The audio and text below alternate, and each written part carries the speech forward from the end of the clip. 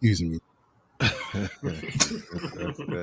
Welcome to another Off the Record podcast live edition. The real Off the Record. We had the name first. Listen, I'm gonna say this again. He can call my lawyers if he want to. We gotta go there. I'm trying to keep it cool, but we had the name first. Anyway, fellas, we're back. I gotta say that every episode. The gang is here plus two. No, minus one, plus two. So I'm gonna let them introduce themselves. You recognize one that's been with us for the last two episodes. He's here to close out the trilogy of this Kanye doc, Genius, Udi, the Wallace way. Say what's up to the people. Hey, good evening, everybody. Back for, like I said, this is the trilogy, The Awakening. I'm so excited. This has been fun the last couple of weeks. Talking with my brothers about this great genius, Kanye West. So I'm excited. I'm really looking forward to this episode. Word. Now listen, we got another special guest. Is another brother of ours. We talking 20 plus years. I'm gonna let him speak for himself. Mr. Marble Man, what's up, man? What's going on, man? What's going on? I'm super excited to be on. It's Marble Marv's here. Ready to talk about Kanye. And then I guess his director as well, because there was a lot to cover on that front. Yes. But no, super excited to be here with y'all, man. You know, the chemistry is amazing. So ready to get into it. And we appreciate you being on, first of all. Kind of short notice. It was just kind of like, yo, come on and talk. He was like, all right, bet. So you're here. And then the regular gang, Quan. What's up, man? Say what's good to the people. What's up, peoples? What's up, folks? Hope everybody doing well. Beautiful night, beautiful evening. About to get into part Trey of the Kanye doc, The Awakening, with my brothers, man. For sure. And OTR Brandon. I just finished some finger licking chinking over there. Nah, man, I had some leftover shrimp. Diafrolo. I don't even know how to pronounce it. Excuse my ignorance. That shit was banging. Nice and spicy, son. Word. So, say what's good to the people though. Oh, what up, y'all? Sorry I missed the last episode, brother. Been working, but hey, we all been working. So, what up? And then we missing Alex, who is, I think Alex is on another show tonight. So salute to him. Check that out. He'll be back next week, I'm sure. So gang, y'all ready to get into this? All right. So listen, man, this is part 3 or act 3 of Genius, the documentary. This one was, this one was interesting to say. Well, hold up. You know what? I'm wrong. Before we go there, I like to start here because we did this last week. Ooh, you witnessed this. We did this last week, so let's get this out of the way now. Okay. I like to call this one. Shout out to the listeners, watchers, and subscribers. Man, I'm gonna read off some of the comments. We can bounce off what they said. And go from there. Now, last week, man, they had some heat for your boys, especially our guy Alex, who isn't here. But this week it isn't as bad as it was last week. So shout out to everybody that checked it out. So let's start here. Ben Real said, "Great episode, family. Just subscribe." Ben Real, we appreciate you subscribing, bruh. Yes, sir. Yes, sir. Ben Real, thank you, brother. Dave on, my man Dave on said, skip it times MJ equals Wallace times yay. Damn. Love the show, fellas. OTR. Hashtag OTR, hashtag G. Jay Rising said Alex and Wallace are biased on opposite ends of the spectrum. Both of their views are extreme. You wanna go at that, Oud? Yeah, first of all, thank you for the comments. I love them all. Good, bad, or indifferent. I'm sure they all play a role in it. I want to say it's, if you want to say it's extreme, yes. I am a Kanye fan. All right, I've seen the guy in concert twice. I think he's a special talent. But I do, the people who I like, I tend to be extreme. You know, I'm a Kobe extremist. You know, that's my guy. I don't like LeBron like that, and people get that confused. I like my guys, and my guys is Kobe, Shaq, Kanye, and a certain other cat. So I can see it being. You don't like LeBron? Is that? Are we gonna not as much. Okay. He's not my guy. He's an incredible player, top 5, top 7, whatever you want to put him. Great guy. I love what he does with the community. He's an incredible basketball player. He's not my guy though. I'm not going to be cheering for him. I'm not going to be like the LeBron stands. You know that he's not my guy. He's just not. All right, back to because that's a whole nother episode right there. That's a whole nother episode right there, man. Okay, so let me see if this. We already did that one, so let's move on to the next one. Jay Rising also said it's interesting. Alex considered called a charlatan, and he has Barack Obama book in the background. Interesting. Hashtag the pot. He also says, Alex, you're biracial. How do you have the same skin color as Kanye? Y'all are not the same. Now I had to respond to this one because I'm like, bro, he's not biracial. But I was like, wait, what? Yeah, what I don't know about that one. But okay. And he tried to tell me he wasn't black. And I was like, okay, bro, but he is black. But anyway, hey, we welcome all comments and all smoke, as you can see. We get back at you. But anyway, Jay Roger, we appreciate you. Oh, that's been real. We already did that one. Rara said, big ups to you guys. You all have your own opinions, which makes for interesting conversation. Shout out the Wallace way. Don't always agree with him, but I love the way he presents his thoughts and actively listens. The visceral hate in artist versus rapper point.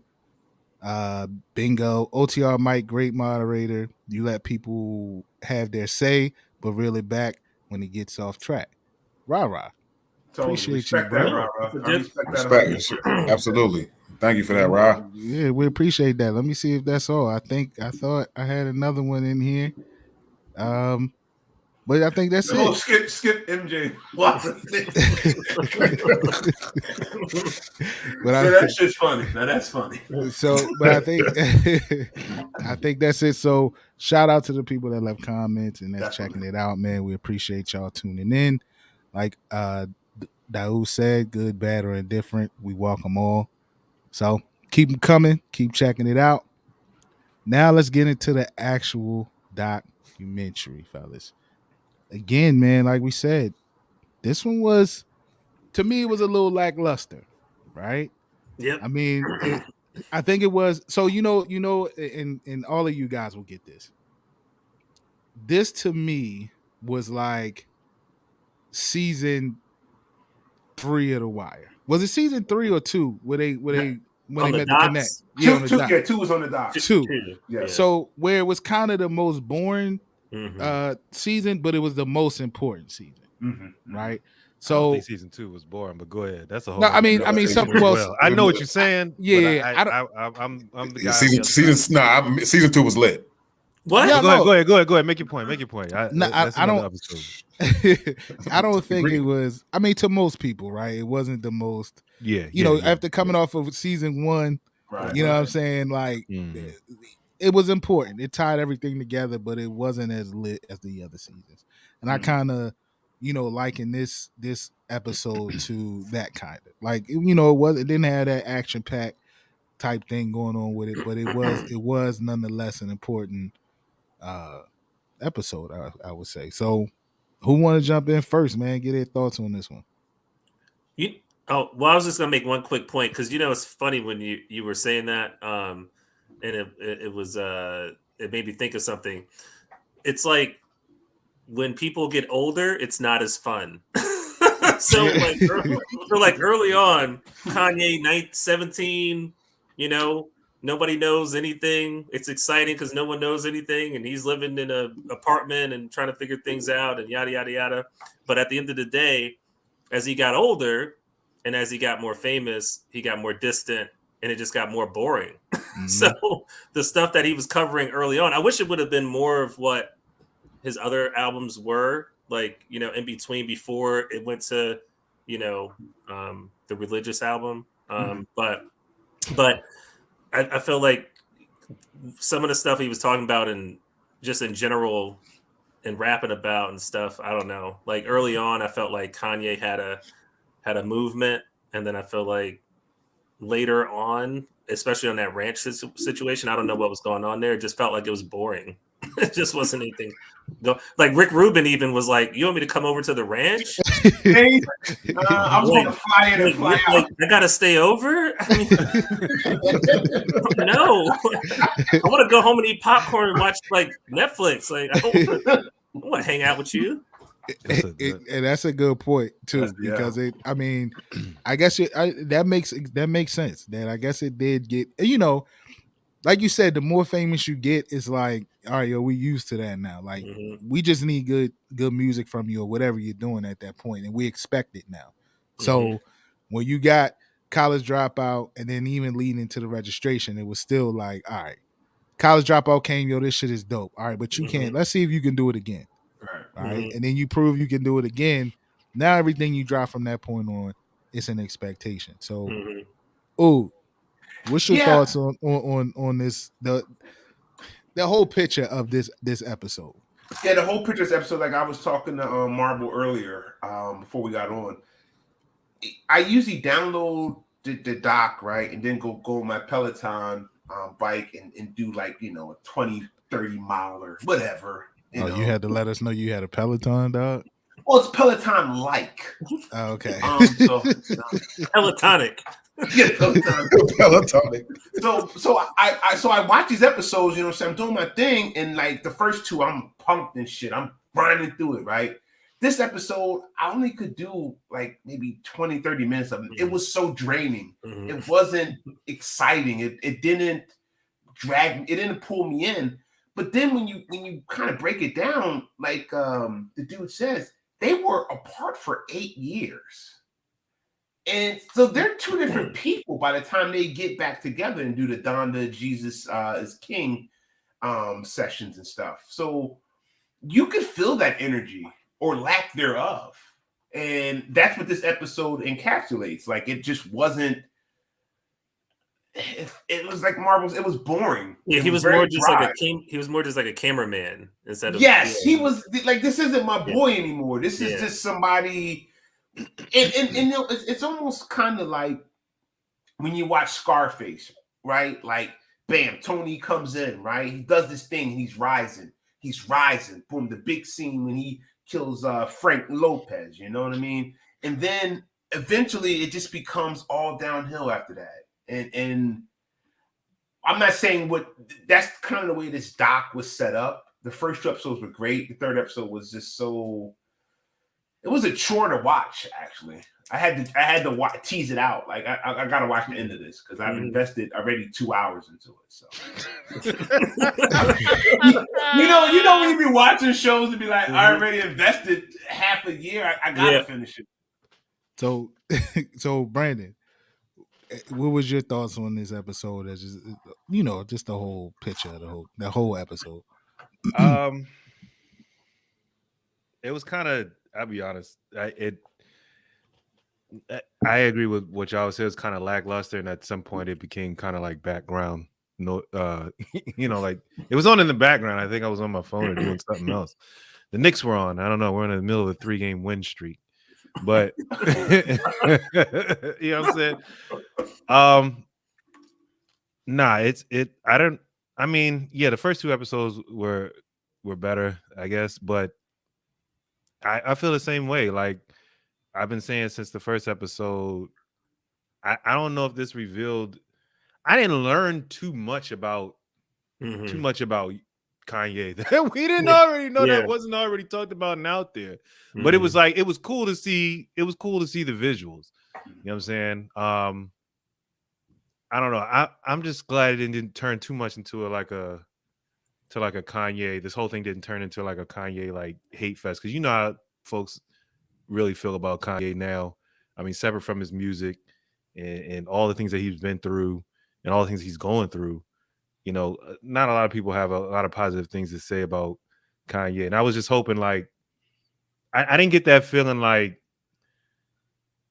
I don't know. I guess that's what I thought it was gonna be. You know what I'm saying? Like before I watched it, but I mean, and I'm talking about the entire series now.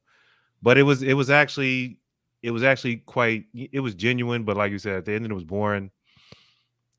I don't know, man. I'm not a big Ye fan, so it didn't really do too much for me. I'll leave it at that. Quan, what about you, man? What are your thoughts of Act 3, The Awakening? So my perspective on The Awakening, it was more so downhill. Not in a bad way, but it more so was kind of wrapping up. It seems like of what was a 20-year relationship that they had. Coodie said he started actually documenting it 20 years. Mm-hmm.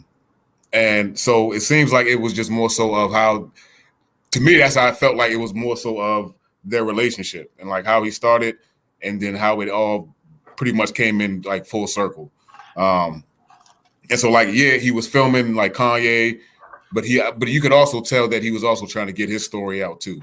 You know what I mean? And kind of like talk about what he was doing, what he was going through, and particularly their relationship. So like, you know, to kind of embark on a journey with Kanye West, one of the biggest artists, you know, in music, to go out there to actually be a part of him and to document his whole life for those 20 years, as well as like his life and what he experienced and how he was able to, you know, to flourish off and to go and do other things and be with other rap artists and work and things of that nature, and also have his own family and to document all that. I think he was trying to put it, you know what I mean, show it, like I said, all like well-rounded, you know what I mean, like their relationship and how they began, how they started, and then the middle of it of how they kind of fell off. And, you know, they got back to, you know, they became, you know, they was always friends. You know, I guess certain things happened. He went his way, he went his other way, but then, you know, for some particular reason, just like how you were saying, like God works in mysterious ways, they were actually able to come back together. And you can still see that, you know, they still had like a genuine like care for each other. You know what I mean? Like, you saw the things that, you know, Kanye was this big mega star, and then you also saw the things that he was going to actually, you know, he made a lot of money, you know, he created a lot of things, you know, he touched a lot of people, but then at the same time, you know, he was going through a lot. You know what I mean? He had something major that happened in his life, and you could just see like what was going on, and it was just, you know, it was kind of hard for him to pick back up. And, you know, I guess he's at a place now where, I mean, obviously you see all the things that are going on. But it was also, I think it was also trying to show light and put light on, to kind of show like, yo, he, you know, I guess he isn't what everybody portrays him, or to I guess to think that he is. So, I mean, because you kind of saw some light with some parts where you're like, damn, like he kind of seemed like he just, you know what I mean, like a cool dude, outside of all the antics and the arrogance and all the other things and what everybody else says. But yeah, I mean, it seemed like at the end of the day, he was putting Kanye's story out, but he was also doing his thing as well, as trying to put his story out as well and let everybody know, let the world know who he was and, you know, what he was doing pretty much with, you know, documenting Kanye West's life for those 20 years. So it was all right. Did you say something? Were you about to say something, Oud? No, I kind of agree with Quan says. Like, it was, you know, we've all been friends for 25, 30 years. I mean, literally, like as babies, literally babies. And in every relationship, there's ups and downs, and there's flows, there's ebbs and flows. Every month, you don't just stay the same. And I think that's what a lot of this third episode kind of shows, that I worked with this guy for long years, and he came the biggest star in the world, like I thought he was going to be. We had I don't even know if it was a falling out per se, or maybe it was just we grew apart. But the true foundation of our love for each other and our brotherhood brought us back together. And that's something I think that's really important for someone like Kanye, that he needs that brotherhood. He needs people in his life that actually care about him on a personal level, not if he can give him the hottest beat in the world, not if he can put me in the biggest, you know, in this guy's room, in this room, in that room, but just care about him as a person, a human. That's why I think Rhymefest is. But do you disagree? Please go on. What were you going to say? Sir?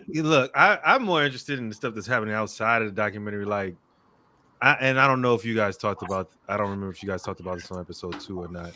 I might have missed it, but the things that he's coming out and saying about like Talib recently. Mm-hmm. You know what I'm saying? When he was on Drink Champs. Yeah.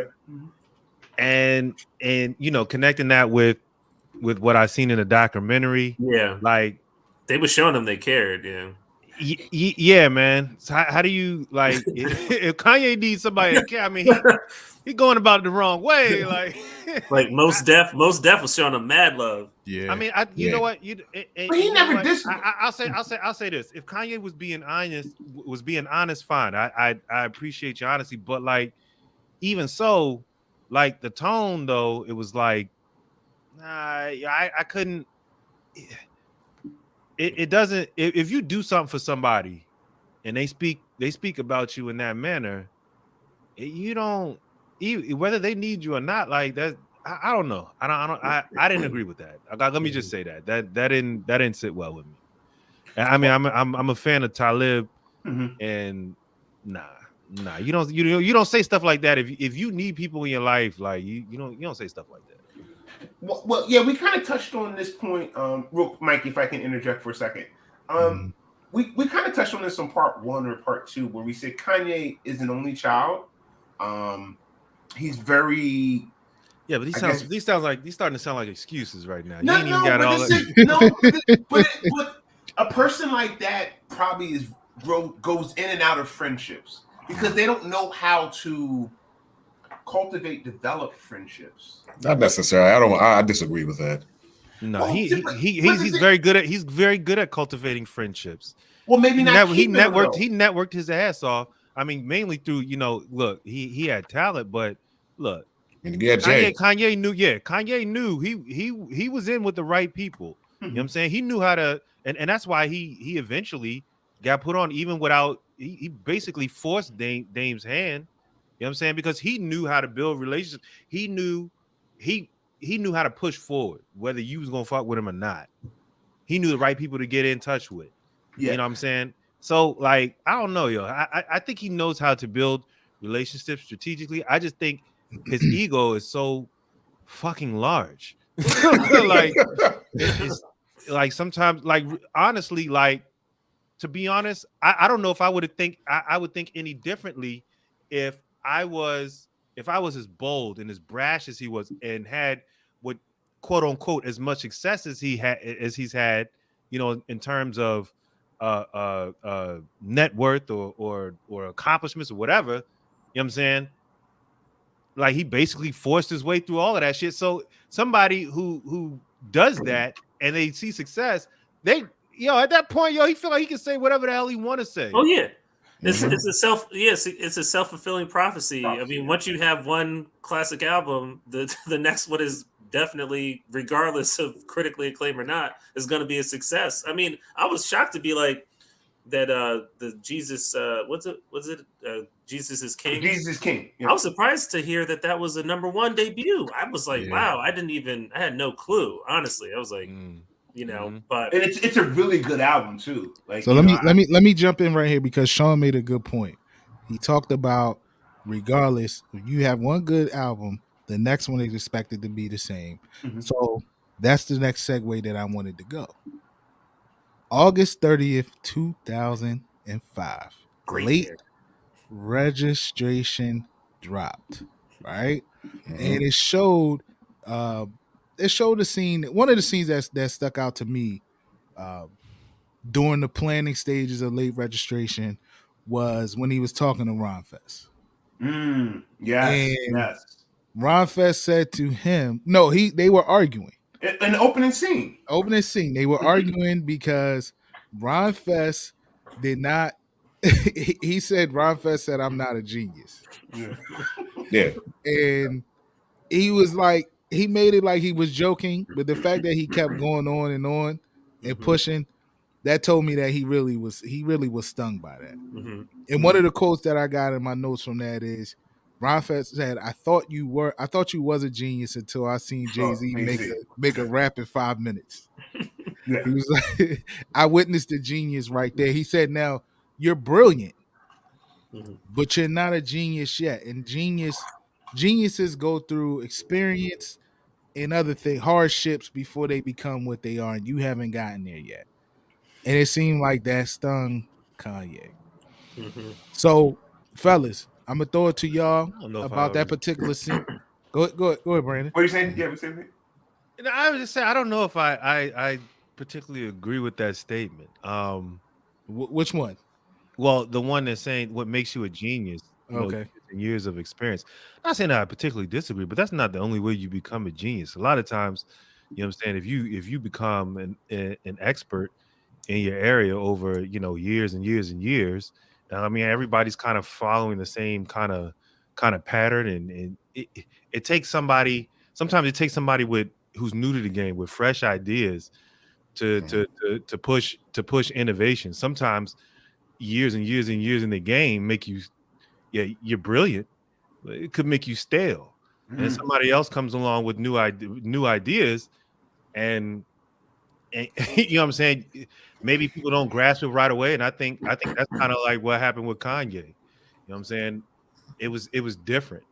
They were looking for straight street shit, and he was like, yo, they were saying, I don't know, backpack and street at the same time. Whatever. He was in a category that nobody else was in.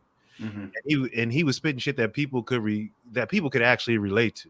I mean, yeah, we all enjoy, the Jay-Z's and the Nas's and the Mob Deeps, but I don't know, unless y'all niggas is living secret lives, I don't think any of us was actually doing that shit. About to hit the block tonight. But we could more closely relate to what Kanye was saying, but that's not what was in at the time. So I say all that to say sometimes, you know what I'm saying, just because you got years in the game or you don't have years in the game, don't make you like not it doesn't mean that you're not a genius. Sometimes your new thoughts, what you bring to the game, the new innovation that nobody else is thinking about, that makes you a genius too. Well, You know what yeah, I'm and yeah. No, it's super subjective. Go ahead, Marvel. Go ahead. Oh yeah, no, I Go was ahead, gonna Marvel. say Jump in. it's super subjective because my thing is the way that Brad is explaining it perfectly. But when I'm thinking about this, I'm like, okay, what makes a genius in anything, right? Like, so if Kanye West was Ukrainian and he was at war right now but couldn't shoot a gun, he'd be an idiot. So if you couldn't figure out one of those missiles that you shoot at a helicopter based on the range that it's at. So I think genius is out of necessity based on the people that you're dealing with around you. Like if you live on a farm and you can't farm, fuck genius. You're worthless. The hell with genius. Yeah, like I don't care what else you can do. If you can't do this, then I don't really care. So I think with Kanye, and I think the one point, Mikey, which you were making with the quote, the part that was missing was he said other people should tell you that you're a genius. Bingo. I feel like, Bingo. relatively speaking, if people are telling you you're a genius, based on your situation, then you're a genius. But if you get into another situation and you can't survive or you can't fend for yourself, then you can't be a genius. I don't give a fuck if you have a photographic memory, it doesn't matter. It doesn't apply to what we're talking about. But that's a great point. And you must step in, Quan. Oh no, I was just gonna say, yeah, with that, I think even when it comes to like the word genius, right? And which by all means, I understand what you mean, when it comes to that particular word or that person or someone that may be very, very equipped or may have the IQ like no wonder in a particular some type of realm, something that what they know, what they have that knowledge of. I think also too, you have to be like, when it comes to that particular age limit of the word genius, you got to be careful with that, because with the word genius comes a lot of power, a lot of responsibility, a lot of authoritative action figure, things like that. It comes with a lot with that. You know what I mean? Like, sports related, when it comes to like, Michael Jordan wasn't Michael Jordan when he first started. You know what I mean? Like it took time for him to get to where he needed to become, you know what I mean? To become that amazing player. You know what I mean? So like, and also with that, like a genius, it also comes with, people are going to take shots at you because, you may feel like you know everything essentially, or you may have, a higher education or the equipped knowledge to know, whatever, right? So, I mean, people are called that all the time, you know what I mean? But also, too, being able to understand what comes with it, you know what I mean? The word genius, and also understanding, like, if you're going to be in that particular realm of knowing X, Y, and Z, like, just like what Shaun said, like, you may be able to know how to, cook fucking potatoes or whatever, you know what I mean? But if you're in a situation to where, you need to be able to swim or whatever, that doesn't mean anything. You know what I mean? Did you go to Wallace Middle? Whoever, if you did, whoever household was there, I forgot the dude's name. Oh, Mr. Merles? No. Middle school. Yeah, Mr. Merles was in middle school. Miss Castlebaum, Mr. Merles. No. It was a white dude. It was a white dude who was bald. He used to always no. You know what? It wasn't middle school. It was elementary school. It was Running Brook, and he used to always say it's not. Are you smart? It's how are you smart? And this everything y'all saying is reminding me of that right now. And Quan, I just want to say, I agree with everything you said except one thing. What's that? Michael Jordan was Michael Jordan when he first came in the league, bro. Well, it was like 29, 8 and 8. His so rookie Michael year Jordan when he first stepped on the court. Yeah, it was nice. They weren't a championship team. Yeah, but Michael Jordan, he didn't. Yeah, but he didn't have a jumper when he first came into the league. He 29, 8 as a rookie. Without a jump shot. He was a bad man. It was a bad man. Go ahead, man. Get in here. What did you think about that opening scene? Yeah, opening scene was incredible, and a couple of things. I thought it was part Rhyme Fest, who I look at him as like Ye's big brother. I thought it was him busting his balls a little bit because guess what? 2005, whenever this was, he was a fucking genius. And I don't think that's not a diss to anybody. That's not being hyperbole. He was a genius. He is a genius. And anyone that saw that whole growth of him knows that he was a genius. But a lot of times you also don't want to, you got to humble geniuses sometimes. You don't want them getting so big-headed and crazy, if you will. But do you need me to put this back up? Oh, hold on. That's but I don't think it's a question. He was a genius. He is a musical. You need me to put this one back up from day one. Westbrook. No, I think Kanye was a musical genius. I think that. So let me ask you this. Let me jump in here and ask you this. Mm-hmm. To go to what Ron Fest said and what Shaun pointed out, right? Mm-hmm. People should be telling you you're a genius. Yeah. The fact that it seemed like he was seeking out for someone to say it, or like he was calling himself that. Like, is that the problem in the situation? Is it that he didn't wait his turn for someone to actually say that, or is it okay for him to, I guess, to be seeking out for somebody to be calling him a genius? Because I felt like that's what he wanted. He wanted to hear that from a peer. He's a tad. He's a needy guy. He's needy. He's a needy guy. He needs that person telling him, "I love you." He's needy. But listen, I think he was a genius in 2005. I think he was a genius now. So I don't, Rhyme Fest made his point, but yeah, Hove's a genius too, lyrically. The genius is a genius. Okay, so you know what I mean? Like so, Ood. Ultra. Oh, go ahead. I was gonna say, Ood, who would you put above? I have a question for you. Okay. I was about to go somewhere like that too. Go ahead. Kanye West. Okay. Or the person who invented the ink cartridge. Who's the G is there? Well, I think who would you if you had to get rid of one person did not exist? Would it be Kanye West or the person who invented the ink cartridge? I mean, exactly. Yeah. I mean, the nigga who Mr. Epson, Mr. Peanut Packer, like, is he really a genius? He came up with something that was. I want the guy who created shoelaces.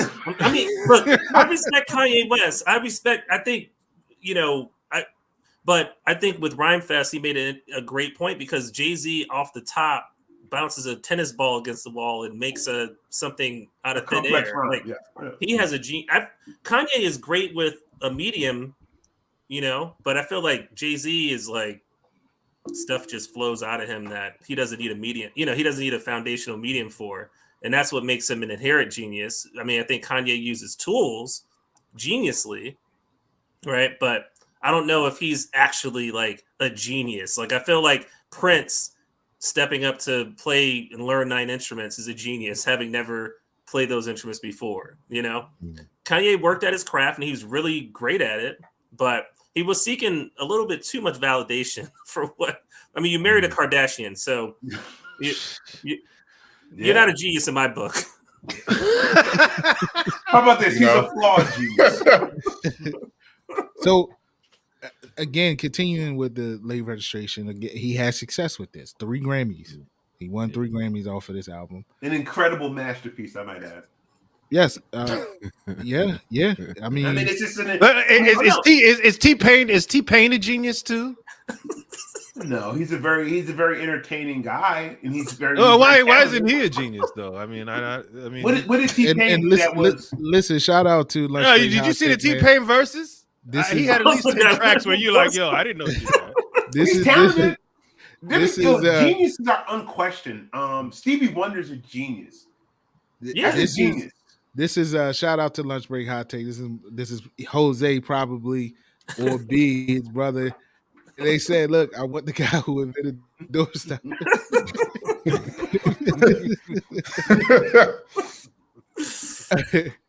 But no, so again, he had success, right? 3 Grammys off of late registration. And to be honest with you, that was the start of, I mean, I guess it started a little bit before this, but that was probably the end of the relationship that him and Coodie had built for all of those years, right? That was around the time where he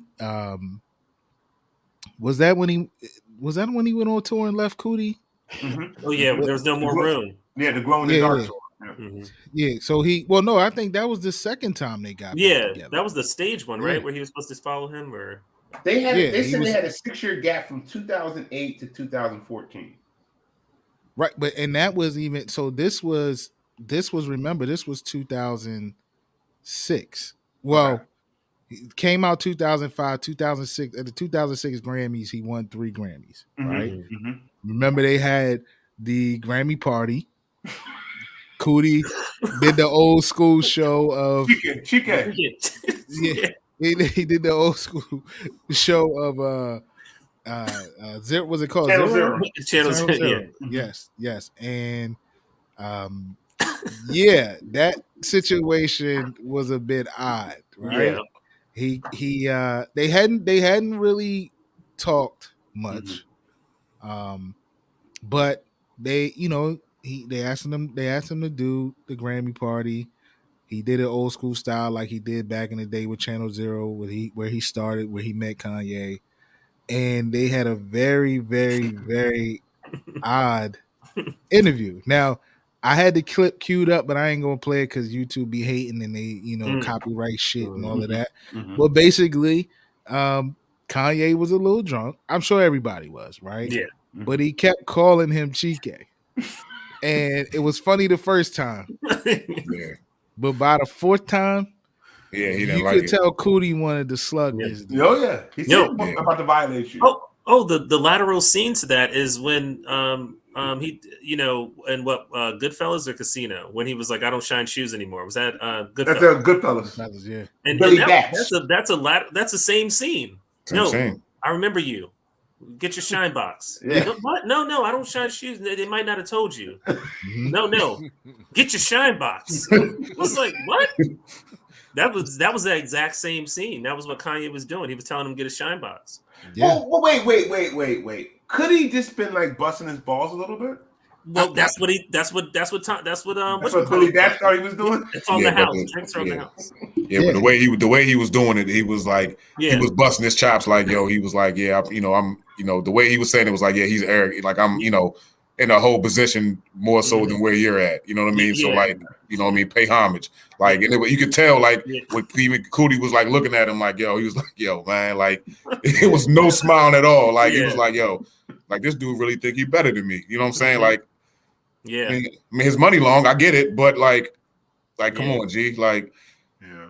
Well, also at the end, he was like, "Yo, this is my man Coodie. He's been down with me since day one." Because I smack him up. Yeah, because Coodie was about to whip his ass. That's why. So like he could tell that Coodie wasn't feeling that. Yeah. I think and even that awkward when he was like, "Yo, you keep calling me Chike," he was like, "Yo, fuck you," like even though it was it got and that's the whole point. It got very, very awkward. So the point of me bringing that up was that was the start of and I got Chike on here. This is the chili, it was Coodie. My bad. But anyway, that was the start of Coodie and Kanye's relationship sort of going downhill, man. And Kanye went on tour after that, lost touch with him. Only touch that he had with Kanye was through Donda. Right? And Donda was reaching out for him to do work for the foundation. So Brandon, you kind of hinted to him and his ego and how big-headed he is. Like, yo, how did you feel about seeing this transpire? Were you surprised that somebody that followed him for all of this long, that he kind of just gave him the like, yo, go ahead, yo, I got you, but I'm gonna holler at you, and yo, like to the point where he didn't have a phone number to reach this dude. Nah, I mean Kanye already he had already stepped away from him one time earlier. I mean, didn't surprise me. It seemed right on par. I mean, honestly. So, I mean, I don't know.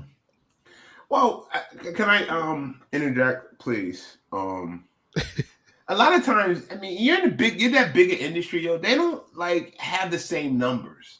I'm not making excuses. So it's an excuse. I mean, you just made if an I excuse. want to get in contact with you, I could easily get in contact with you. But it's so. It's like Jose said, yo, like, and I think the great Nasir Jones said this in 1996. It was written: "Love changes and best friends become strangers." That right there encapsulates so much, just in life in general. We came up together, and sometimes it just we just kind of go our separate ways. Coodie started a family. Ye went on this like incredible rise to being the biggest artist in the world, which he is currently and still. So I don't know I don't know. What, he's not the biggest artist in the world? He's not the biggest. I'm not saying that. I'm just saying that he could have brought Coodie with him. Like if you had that much power, like I'm not saying like you got to drop him off to the side. Like I ain't agree with that. You making an excuse because, like, all right, I met you, a couple years back. We did some work, and then you know what? You don't have my new number. This dude followed him for 20 years, bro. Like he should get the new numbers that you got. Yeah. And the only way I'm here, new phone, put your numbers. I'm saying like, unless they was beefing. Mm-hmm. Unless there was some underlying animosity there, on one side or the other. Yeah.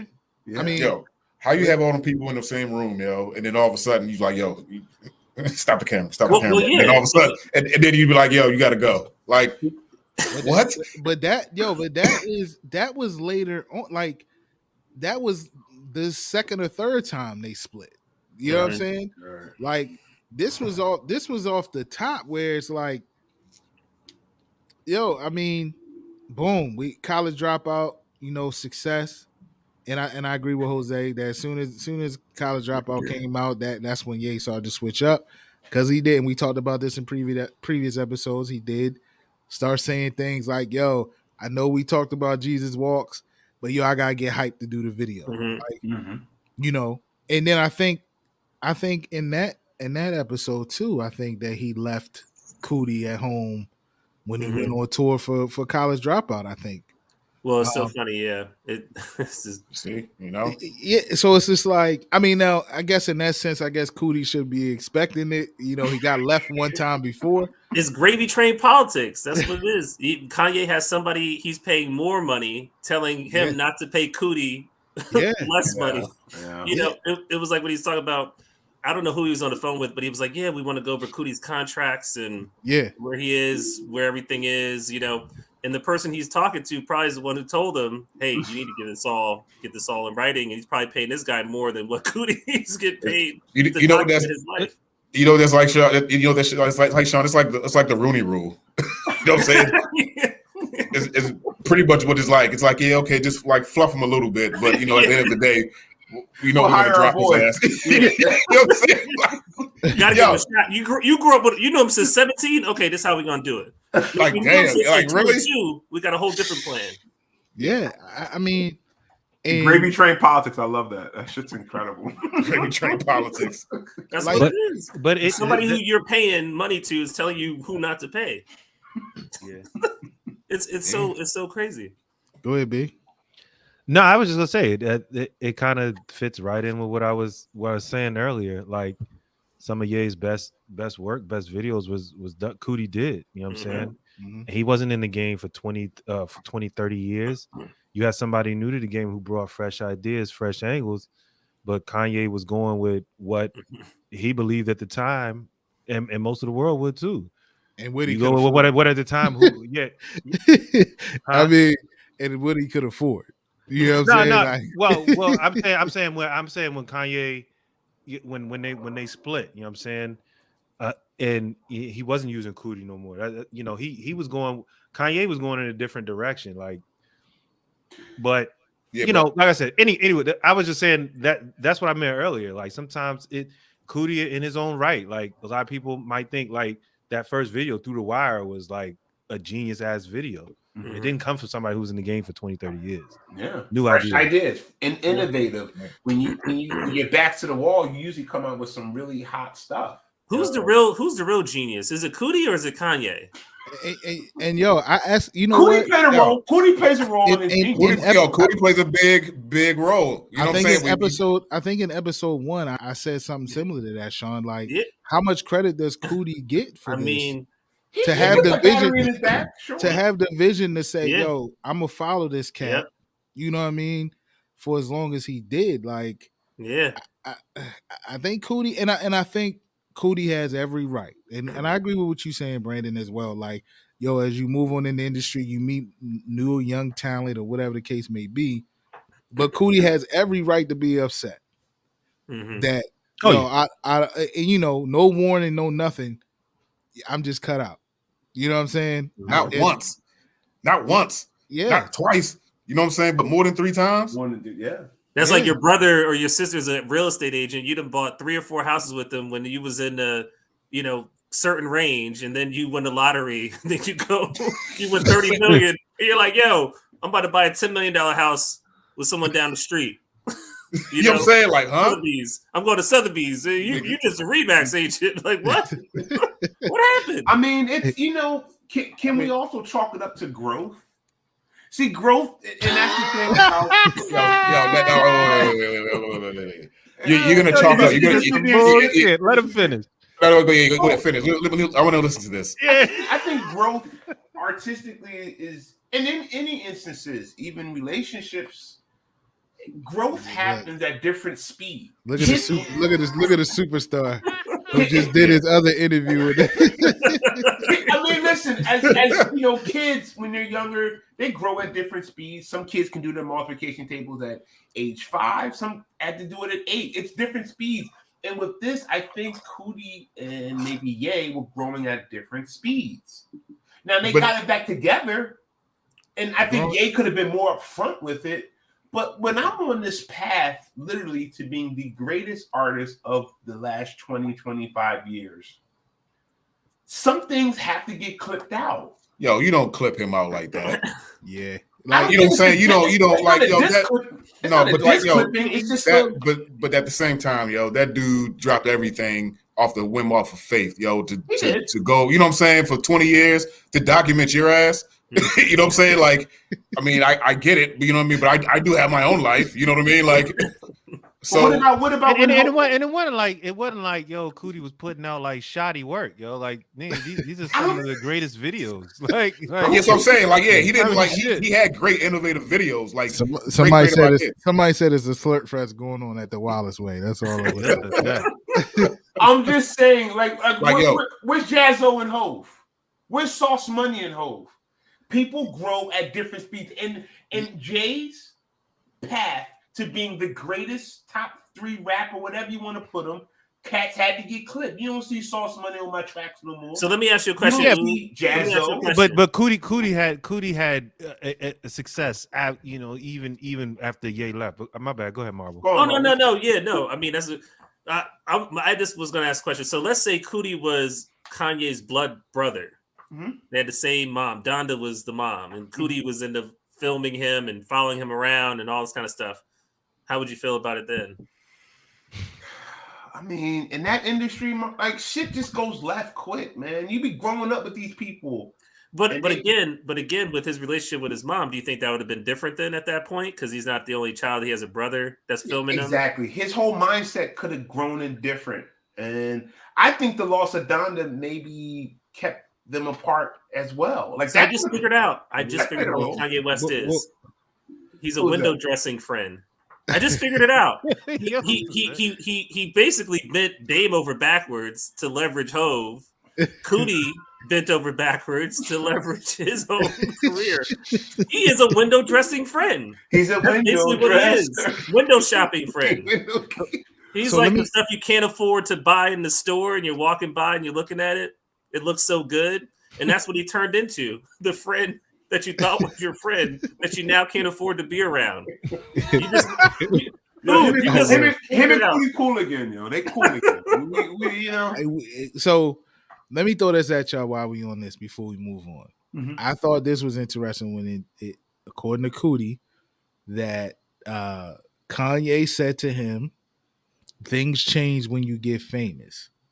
Said he was he was now acting and playing a role in front of the cameras. Yeah. So, I mean, what do you guys think about that statement, right? And did that, I mean, so was that a part of why he cut Coodie off? Was he now was that a part of his act? Could he not be around his friend because this was a part of his act now? I mean, like, I do get the point that a lot of these celebrities, once the cameras cut on, they know how to switch it on and off. But damn, a whole 360 to the point where you ain't got my man can't even get on. He can't even get on the equipment plane. Yeah. Like you ain't got room on the equipment plane for my man. Like a stowaway.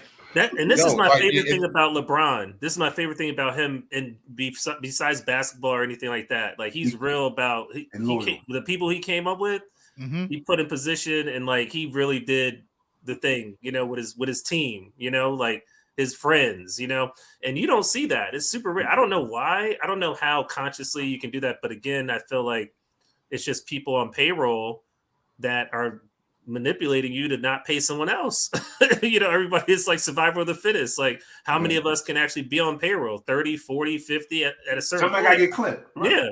It's like The Office or whatever. It's politics, right? Everybody's like on payroll. Like you work with somebody, a coworker, and everybody's talking shit about each other. Did you hear about? The boss said this, or this, that, and the other, and everybody intermingling. Like I feel like that's kind of what happened with Coodie, with him. Yeah, I feel like there was a lot of like yes men around him, and when you have yes men around, when you have people that are literally trying to, like crabs in the barrel or trying to elevate, they'll do anything, you know what I'm saying? And so anytime when they see any type of potential to where, where you may have somebody that's around you that can speak some type of wisdom to you and that can actually be there for you to be like, yo, no, divert from the other direction, they'll do anything to get that person away. You know what I mean? So they're a threat to their lifestyle at that point. Yeah, exactly. You saw how when he was he was going through whatever he went through, and then him and Coodie got together. You saw he had like a genuine like respect and love for Coodie when you saw him, because it was like, damn, out of all these people, these people I don't know, this is someone that I've known for 20 plus years. You know what I mean? So you saw that genuine like that genuine, you know what I mean? I guess that care for each other, even though they had their differences or whatever, they squabbles. You still saw that. Mm-hmm. Yeah, no, I you know, the industry, like, it just, and Kanye is just very special. He's just a very eccentric, kind of emotional guy. So I think he falls out of friendship very quickly. Piggyback into the point you made, Peach, about what him and Talib and that beef. There's, like, you can't deny what Talib did for his career. Like, he put him on stage first. Like, he put a battery in his back. He gave him studio time. So, and even I think he looks at it like, I think a lot of that stuff went left when that whole MAGA situation went through. And I'm sure we'll get to that, Parker. But John Legend, a guy that Mr. West put on, made him a platinum artist and one of the biggest singers in the world. He just goes on TV dissing Kanye. And the way Kanye looks at it is like, bro, I put you on. I made you a star. And this the thanks I get? Somebody has a question for you. I'm not comparing that. No, I'm not. So again, one thing while we talk about his relationship with Coodie, even though his relationship with Coodie kind of subsided a little, it did appear that his relationship with his mom got even stronger, and it was already strong, right? But it appeared that as he had success on this album, and he had the Grammy run. 2006 was a great year for Kanye, and it appeared that he wanted his mom around him even more. They started forming the Donda Foundation, and they had other business ventures going on. So I will give him that. He did bring his mom along more, and it did seem like he needed her even more in those situations as more people were pulling at him, right? And it was a good thing to see, right? Of course, the one thing about this whole documentary is the relationship with his mom is a beautiful, beautiful thing, right? And it kind of brought things full circle, right? But then we all know what eventually happened, right? And that was November 10th, 2007. Donda passed away, right? I'm sorry, but that's like, when you think about it, that's only 3 or 4 years into his career. Like, that's insane. And another thing I was thinking about, looking at how their relationship was, once again, relationships change and develop. Love changes and best friends become strangers. His mom became a manager, and she said a quote. She said, "The parenting is over." Yeah. Now, to me, that's probably why I would never put my dad in that predicament. Like, sure, he can do it, but no, be a parent. Be a parent. Like, I need some, like, support and love and words of encouragement. I don't need you, like, in my pockets and all my checks and stuff.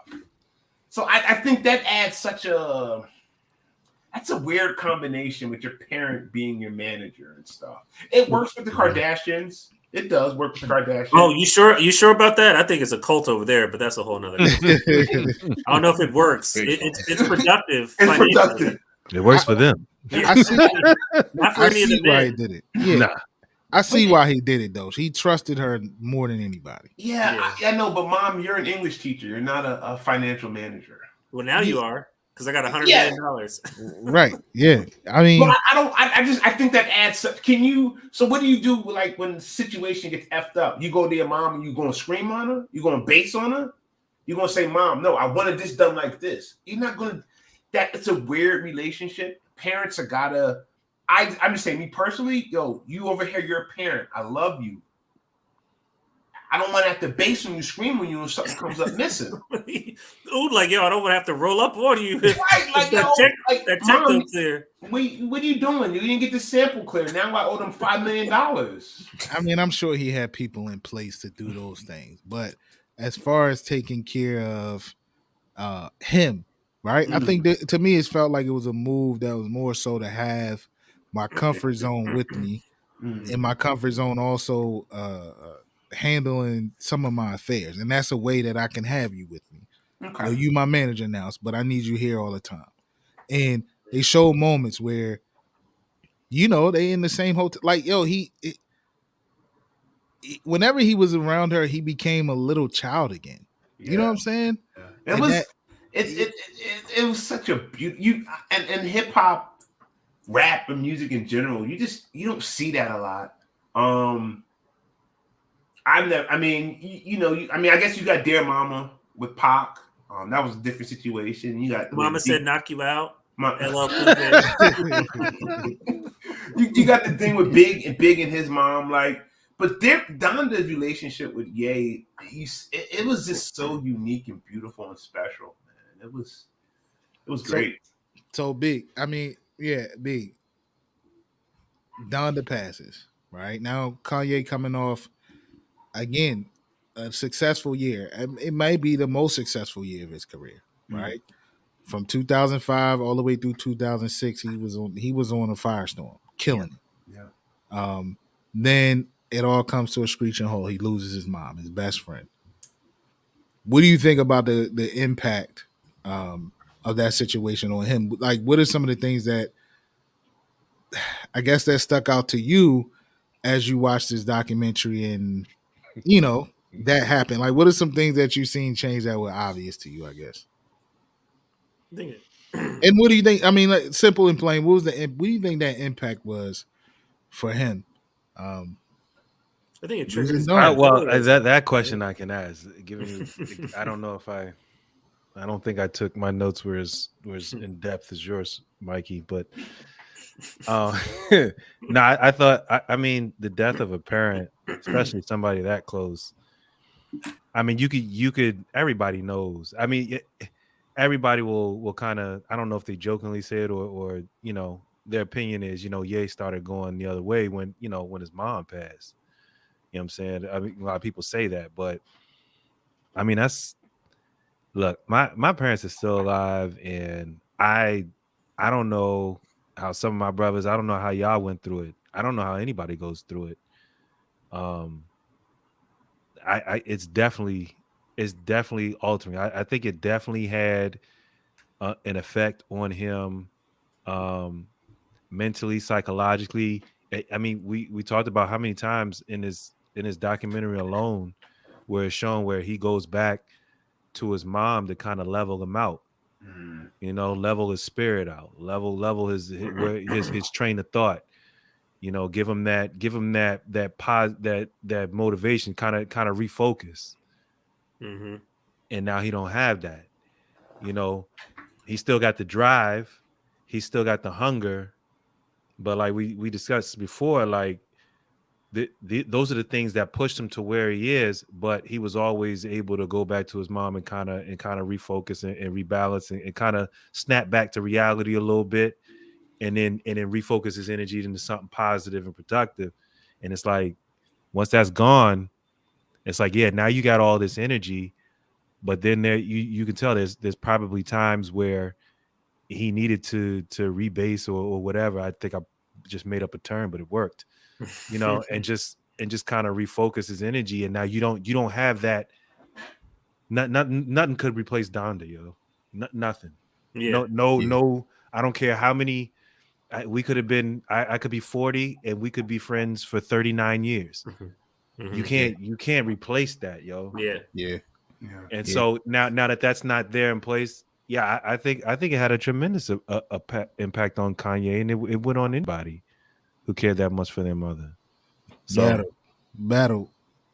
Same question, man. What did you gather from this? That the impact that Donda and keep in mind, fellas, as I come around the circle and asking y'all the same question, the way she died, right? Yeah. Sudden, it was unexpected type. 58 years old, So same question, Quan. What do you think? What did you see the impact of that death was on Kanye?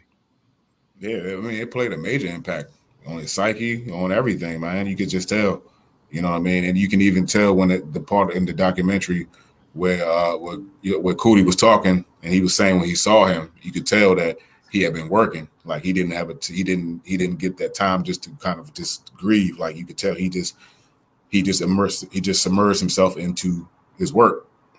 You know what I mean? And like you could tell, like even when it came to different parts when he was going when he was doing concerts, that mentally that he just wasn't right. It just what I mean. It was a major impact on him. It was you could tell, man. You could tell. It was sad. It was a sad moment. You know what I mean? Someone that was consistently there for him every day.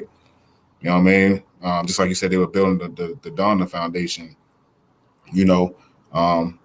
And and you always notice, like when they kept going back into the documentary, she kept saying that you need an angel on your side. Mm-hmm. You know what I mean? Like it was so many things and so many particular signs that they were showing that to where it really affected them. Like I don't care who it is. You know what I'm saying? Like that has to be hard. You know what I mean? And then have to go back into work and then have to put on this this face or this figure. You know what I mean? Like that everything is all right because you're always in the lens. You know what I'm saying? You're always being looked at or judged or you know what I mean? So like I don't care who it is, yo. You could be a genius, you can be a multi-millionaire, but something like that, I mean that's it's a big impact. It takes a lot on that could take a lot on anybody's, you know what I'm saying, mental, man. So yeah, definitely. More easy for him. So same question, Marvel. What did you see, man? Like the impact of that on Yeezy, and Yeah, no, it's kind of crazy. Like it's so funny. I think of my mom in a lot of those situations, how in those scenes, because my mom was a teenage. I think she was a teenage mom, right? Or pretty young when she had Kanye. But I think because my mom is super. I'm the only child. My mom is super close, protective and all that. And I saw a lot of that with their interaction. And the thing that summed it up for me, their whole relationship, to be honest with you, was a very, different kind of scene. But when he was at the dentist and they took his wire out and he was like, no, she wants it with the blood on, like just like that. That's all I needed to hear, to know what their relationship was like at the end of the day, because he was like, no, she just likes to keep this stuff. No, don't clean it. Don't wash it. She wants it just as it is, So him having that type of relationship with her and actually her having that conversation about something like that was like, wow, like she's definitely, someone who's a rock and foundation for him. So no, it definitely was, a big, huge loss. And I think it triggered his bipolarism, honestly. I mean, it's like when you watch hoarders or something, like, people stop taking care of themselves and hoarding stuff. And it's usually after a death. It's an event, right? Yeah. Like a divorce or something that triggers it. And just, so I think it really triggered his mental illness. There's probably something underlining there. But I think that just kind of put it over the edge. And obviously the Henny didn't help that night, but we've all had those nights. I mean, we had that night. We definitely had those Henny nights. So, I want to present the question a little different to you. Yeah. So you and I, we've lost our mother, right? So we know how that feels. So, how explain that impact in your words, right? As being somebody who's gone through it, right? From you watching it, right? Because I know it hit me a little different watching it and having experienced it. How did it? I guess in your own words, man, explain the impact of how, from your own experience and what you saw on the TV and how it was a little different. Everybody say hello to Alex. What up? So, you know what, Parker? It's a weird thing because, like you said, when you lose a parent, mothers are just different, right? Like they not only do they give you life, but even past that, they support the hell out of you. They love you. And I know dads love you, and I get it. Thank you, Dad. Love you too. But there's nothing like a mother's love. It's just nothing. You can't. They don't give a shit if you not doing anything in life. They love you. And their relationship that Donda and Kanye had was they were best friends. Mm-hmm. As an only child, like like I said, like Mr. Marble, like when I see with him and his mom that I've known forever, it's a bond that I harken back to even my mother, and it's like My mother had like 3 other kids, so like even if they do love you a lot, shit, you got more kids you gotta like take care of, and you gotta show them love too. But when you that only child and you have that mother that's doting on you, there's just nothing like it. And him losing her was, I mean, how many mothers you know actually support their kids becoming rappers, right? Like, you know, mothers get a job, you know, work, get a family, get a house. That's the path that most parents want you to go on. This lady actually said, "I'm gonna buy you equipment. I'm gonna take you to other producers' house so you can learn how to produce." Yeah. That's more than just a mother at that point. That's a mentor. That's a protector, a friend. Yes, their relationship was just so unique and different. It was just beautiful to watch, and it's very. And you make a good point, Mike. How she died. If you died from cancer, cool, right? I'm not cool, but I get it. Yeah, right? dog. That's not cool. No, not cool, but that's understandable. That's a slow death. You understand what's coming. When you go and get a surgery, a plastic surgery, and die on a table, that's unexpected. That's you can't prepare for that, and that suddenness is shocking to him. And I hope he would have got. And by the way, sidebar, where the hell is his dad in all this situation? I think his dad. Well, I don't know. I don't know if that was his dad in the video when they was doing the Life of Pablo listening party. Yeah, Looked like his dad. Or could have been was his uncle. on the phone. And then at the Yeah. end, he's on. But like, at no point, Dad, do you like step up and be like, "Yo, like, I need to be around my son right now." Like, he lost his mother. I lost my ex-wife. Or Well, whatever. I mean, we don't know that. I mean, they showed. Have you ever seen him? Have you ever heard from him? Though? Maybe he don't want to be. I mean, he later on in the doc, he it was on. I He was was on a phone FaceTime. call. Like, I Yeah, didn't even see him. Like, the he didn't call, become. the call was, "Yo, I'm calling because I'm concerned about you." Like, you know what I mean? And Yeah, but Dad, I need you to be here. You know well, what we I'm saying? don't. Like, I forget. mean, we I don't. don't We need you don't. to be on the phone. I need you to be here. Your son is like crumbling under a lot of pressure and stress.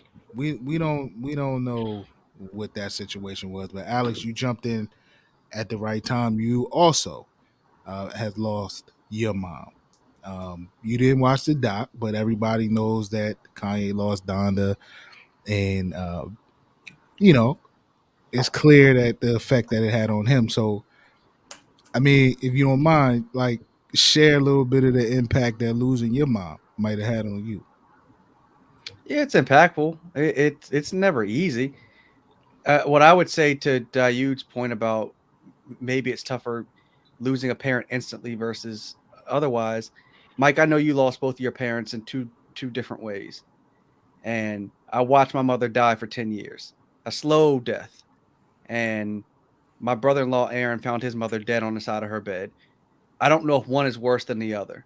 So I death is a terrible thing. We're all going to die at some point.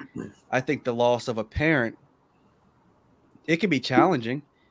And I think everybody handles loss different, whether it's you lose your parent or it's anyone else, you're going to process that loss differently. What I think though, is that your parents, hopefully your parents put a lot of effort into raising you and giving you what you need and hopefully helping you become a productive adult. And for me, when my mom died, I wanted, knowing she was going to die, I never wanted her to have to worry about me when she was gone. That was a part of, she was worried about a lot as she was getting closer to death. The last thing I wanted her to be concerned with was, oh, one of my kids can't take care of themselves. One of my kids can't be a productive adult, because there was nobody else to come to my rescue if she was gone. So I feel, as I mentioned, everybody handles death differently. I am not one to say that the loss of a parent's an excuse for you to act like an ass. Because your parent puts too much into you for you to then fall apart. You can grieve, and that grieving process can take years. It can take decades. But I would imagine no parent wants to be up in heaven looking down and their kid is running amok after everything they put in to hopefully for you to become a productive adult. So, and if you need help with the grieving process, there's a lot of resources out there, whether you're rich or otherwise. There's a lot of resources out there. So I would imagine losing his mother had a massive impact on him.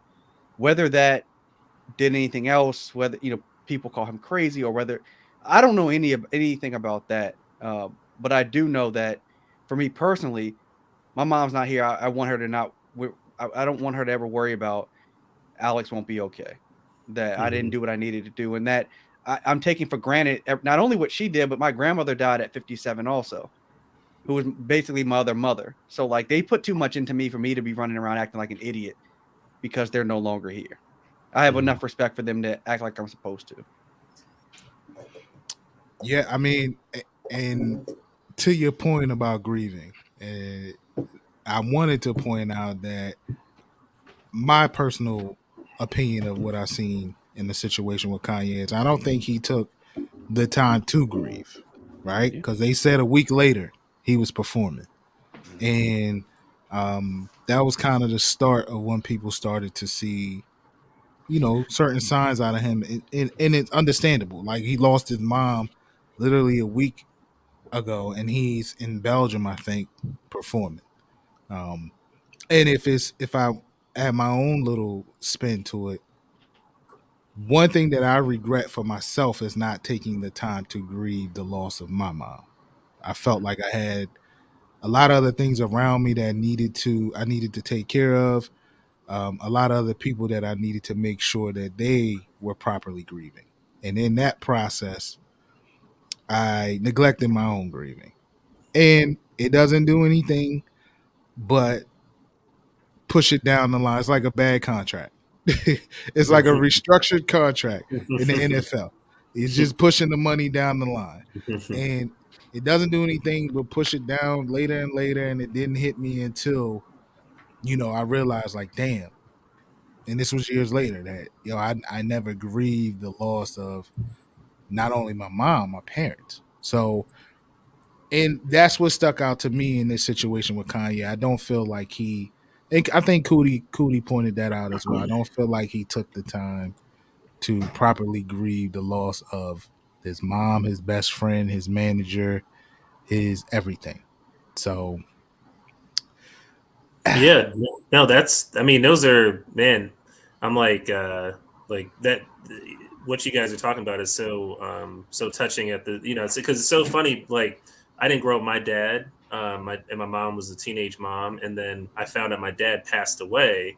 Um, through the grapevine, basically, and it was weird because I felt like up to that point, I never really thought about not having a dad in my life. It was like this weird thing about like when you're talking about grieving and stuff. I never really talked to anybody about the impact that not having a dad was in my life as a kid. You know what I'm saying? It was like a weird, like I didn't have that opportunity type of thing. So the way that it all had transpired, it was like this weird conundrum of feelings as far as like this happened. How do I address this? Am I supposed to be mad, sad, regretful, this, that, and the other? So it was like the total like inverse, of not having, and then when the person passes, being like, man, I never really addressed to myself not having, a father. So it was like this. So it was interesting. So I feel like through and through the mental health is so important, or just talking to have people or having people around you that care about you is so pivotal. And that's why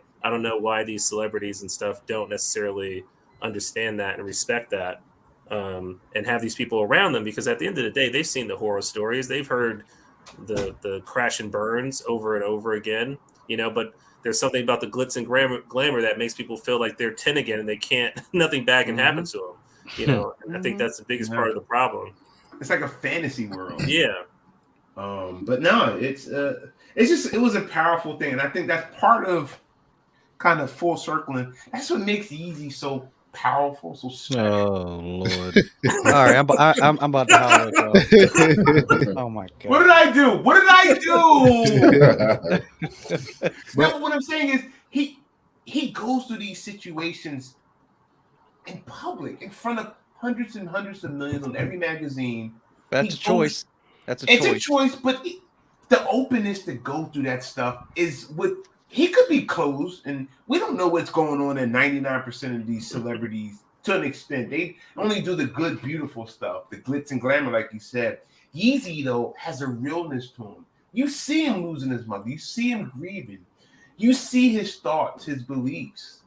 And I think that's part of his beauty, and that's also part of what gets him in trouble sometimes. But that's kind of the blend, right? That's the mix that you need. Maybe that's just a part of. Maybe that's just a part of his shtick, right? A part of his brand. Well, I mean, it could be right. Maybe. I mean, he tweets something crazy, and people go flock and buy his clothes, right? Like, his clothes are incredible clothes. They're artistic. They're beautiful. They're different. Why? Do you own any of his clothes? I can't fit none of that stuff. Dog, you're $1.50 now. The most valuable commodity is humanity. The most valuable commodity is humanity. It can be both leverage, I mean, part of it is, I don't know. I mean, some of it, I'm sure, is some trolling and some on-brand stuff. I'm sure some of it is. Of course it is. So let me jump in here so we can let me move this forward because you guys are giving the perfect segue. Mm-hmm. Again, a quick speed through. So he loses Donda, right? Mm-hmm. Then there's a moment where Coodie is trying to reach out to him to check on him. He finally gets in touch with him through another friend or whatever the case may be. Finds out that Kanye wants Coodie back around. Okay. Right, Coodie's back around, and then he ices him again. Right? How did he ice him this time? This is when he was about to again, right? Yeah, he's about to go on tour again, and Kanye's team, not Kanye. And this is to Shaun's point. This is to Shaun's point where you paying people to tell people that you can't pay them no more. So. This then turns into 6 years of them not talking or filming. No more filming for 6 years of that, right? So then that goes to about 2014-ish or whatever. Right. Life of Pablo, yeah. Right? Then Coodie gets a call from Common. Mm-hmm. Right? And he wants Common to do his music fest. No. And Kanye was gonna be the special guest at this festival, right? Yeah. And this is the first time they had seen each other, hadn't really talked in a while, X, Y, Z. And they see each other, still a little off or whatever. Coodie said he was nervous because he knew Kanye, but he never met Yeezy, which I thought was interesting. Right. He never knew. Again, they talk a little bit. They in the same circles, not together, but people are now calling Coodie to document situations where Kanye is a part of, just like this Common situation. Other brother reached out for him to document him recording with Kanye. GLC, right. And that's when Kanye said, "Turn the tape off. Stop recording." Mm-hmm. But okay, and now. Okay. And then that went on to where they didn't talk for another 2 years, right? They didn't talk for another 2 years. Now, before we go into that, that's 2016. Right. You were about to say something, Oud. Well, I was just. Did we know that he was saying cut the tape off in reference to Coodie, or maybe something else happened? Well, because Coodie said that's for the first time in 20 years. He told me stop filming. Yeah. Well, I do know because in between that time that they weren't talking, 2008, 2014, Kanye dropped the masterpiece, My Beautiful Dark Twisted Fantasy, and he went to a studio in Honolulu, and he would post things on like the wall, things you couldn't do, and one of the things was you can't videotape it. So I'm thinking, was he getting to the point where he just didn't want his creative process to be videotaped? And it wasn't a diss to Coodie per se, but it was like I'm in like a zone right now. Yeah, but that wasn't his session. Yeah. Yeah. Yeah. Yeah, that's true. So I don't have any words for it. Okay. yeah, like yo, stop making excuses, bro. He switched up on homie. Okay. Right? Well, yeah. I mean, Okay, so unless any of y'all want to throw anything else in there, I'm kind of Well, speedball. he was. Nah, The other thing too, I would Speedball, point out, he was please. getting a haircut at the time when he said it. Yeah. And he maybe didn't he speak messed to the him. shit up. No, Yeah. And he barely wanted to speak to him. So then that goes to 2016, right? Okay. 2016 is the year that people started to see signs, or what some people consider Kanye's bug out year, where he started bugging out, right? Now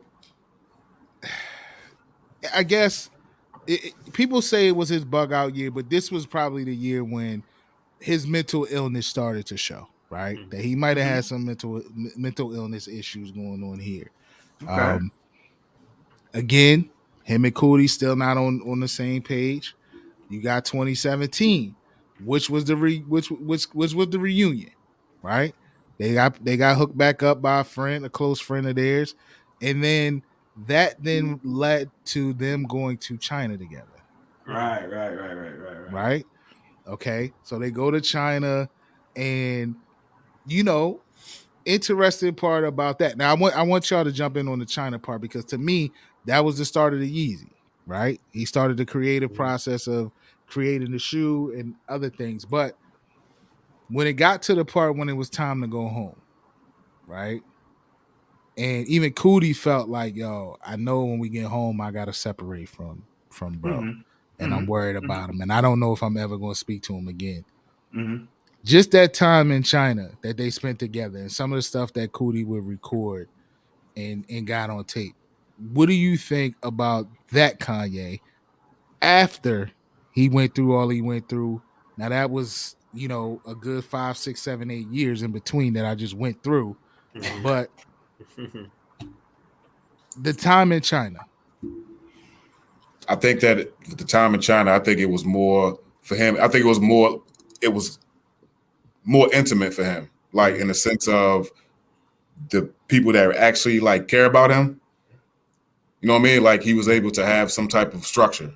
You know what I mean? Structure. Like he was able, you know what I mean? Like you could tell he was kind of structured, balanced a little bit. Like, like it wasn't all about it was about music, but it was also about there to create things. Like, he had Kid Cudi with him. Yes. You know what I'm saying? You know, Cudi is an innovator when it comes to his creativeness and the things that he does when it comes to music and everything. So like you could tell he had certain people, and even like I said, he was talking about Coodie was around.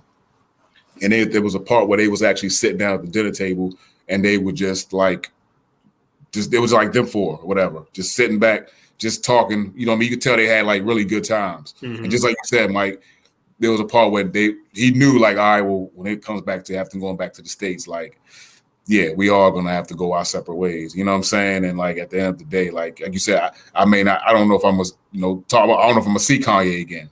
You know what I mean?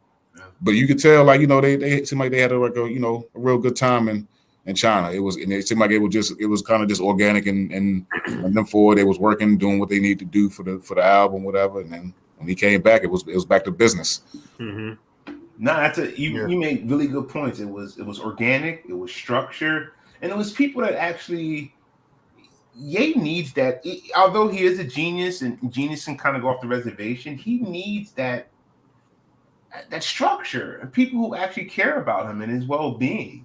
And that's why I think this divorce is so hard on him, because he wanted to give his kids that structure and that that organicness, that taking the birthday parties in Disney World and shit like that. You can't be organicness or any of that if you're married to a Kardashian. I know that. I know that, but you're not giving your kids structure in that lifestyle. He loves, but as weird as it is, can I ask a question? One second, Battle. As weird as it is, and I know Kim is a vapid person, I actually think she loves Kanye. I really do. I actually think they were really, really good for each other. The other factors, I don't know, but I think she actually loves him. I really do. Well, she's been married 4 or 5 times, so whether or not she loves I him, was, I I was don't gonna know. say, I think she loves the decision she made to marry him because it was her decision. But I think Yeah. past that, I would. Well, I mean, wait, hold on, wait a second, wait. Well, because she's been married 4 or 5 times. She just it's what she can. She can't love. Well, no, No. not that. They've literally destroyed all of those men's. I mean, half of them have almost died. Yeah, I mean, yeah. I mean, look, I don't know if she's loved those other men. I don't know if she's loved Kanye. What it appears is that, she gets married every 2 or 3 years. So to me, that doesn't sound like love if you're able to get married every 2 or 3 years and you've been married 4 or 5 times. But I also don't believe that he's trying to give his kid structure. You have Kanye and Kim, two people who seek out attention like no one else that I've ever seen. They don't want to give structure to their children. Not behind the scenes. Kids stay out of the spotlight structure. They're not doing that, man. They're quiet as kept. They're pimping them kids for television and for social media. Both of them are. Both of them are. Mm. And that's also, I mean, when Kim came out and said she didn't want Kanye talking about her on social media, but then just recently came out and said, but everything they went through will be on the up and coming season Hulu show. on Hulu. Yeah. Right. They're also pimping their kids. Why did your kid need an Instagram? It starts at the top. That mom. That mom is serious. She's the biggest pimp of them all. Yeah, she is. I'm just, there'll be some folk that'll be talking otherwise. That's all I'm saying. That's all I'm saying. What you mean? Yeah. No, I'm just it'll be other folks talking otherwise about that. What that Kim is that she wants to be with Kanye, or that she loves Kanye? Yeah, there's people that say that they were married, they were together, and they had all this. And so I mean, I'm just saying there'll be people that look at it on the other side, like Of course, I mean, yeah. I think you can they do did love each serious other. shit when you're rich very easily. Like you can do serious shit when you're rich very easily, and it makes it too accessible. Like getting married when you're like worth $500 million is a weekend in Vegas. We could take a poll. Nobody here probably thought that when they got married, it was going to last 30 years. Oh yeah. I mean, come on. We knew what this was. Definitely not. 30, but it did last 10, right? They were married 10 years? No, they weren't. Was 10 it 10? years? It's got to be. They got like 4. The oldest kids got to be 8, 9. And quiet as kept. Didn't Chris Humphrey say that she was messing around with Kanye when him and her were married? Oh, I'm sure. Yeah. So, come on. Chris who? We don't even count. We don't even count his word. He used to be prom king. But so anyway, to bring it back a little bit, I think one of the things in that year for him, right, in 2017, now obviously that was the doc was back on, right? Okay. Coodie didn't think that he would film again. The doc was back on. He started to let him film. He started to open up a little bit more about what he was going through mentally and stuff like that behind the scenes anyway. But one of the interesting parts of that year and that trip was seeing Kanye's creative juices kind of flowing, like when he was creating a shoe, things like that, and just his input on it. And I thought that was interesting. Even drawing up and mocking up, prototypes of the shoe. I thought was like, damn, he really was involved in that. Can I say something, sir? Sure. The guy's a pure. Listen, I hate using the word because I get it, but he's special, man. This guy, what we're watching now is special talent. Slurp, slurp, slurp. This is called compressed ideology. It's basically like the people that we have access to are the smartest people around, right? It's like I knew people that could be in the NBA if they had an opportunity, or if they weren't selling drugs or doing whatever, this, that, and the other. But that doesn't make him Kobe Bryant, because Kobe Bryant had that opportunity. And Kobe Bryant had the work ethic. He had the work ethic, but there's some people. Ben Simmons has no work ethic. He's been getting paid. He does, just not a jump shot. Yeah, but and the thing about Yeezy, like you said, I mean, he's not only created some of the greatest music ever, but now he's literally became a huge force in the fashion world. He's becoming a huge force in so many different avenues that it's just He's a special PT Barkley type. Yo, Ood. You said he's a huge force. Okay, so I'm gonna give you two choices. Okay. The guy that created Hanes, Fruit of the Loom, or Kanye West. Who do you think? Which brand do you think is more valuable on the low? Yo, Or the guy that has 5,000 sneakers that come out, they sell them for $500 a piece, but they only have 5,000 of them. What about the guy that sells draws to everybody? Undershirts, that guy, underwear. cornered. That guy has control. See, here's the thing that's so interesting all the time. Like, I needed this. but you can create every product you want, and it could be the hottest shit in the world, right? You create a gold, like Jacob the jeweler, right? He's the hottest jeweler, right? Right. He's one of 8 million jewelers, and the person that owns the mine that gives the jewelers, the Bears, is making more than any of these guys ever would make in a million years. The one that's supplying K jewelers and Jared's and all these, brokers. Those are the ones who are cornering the market.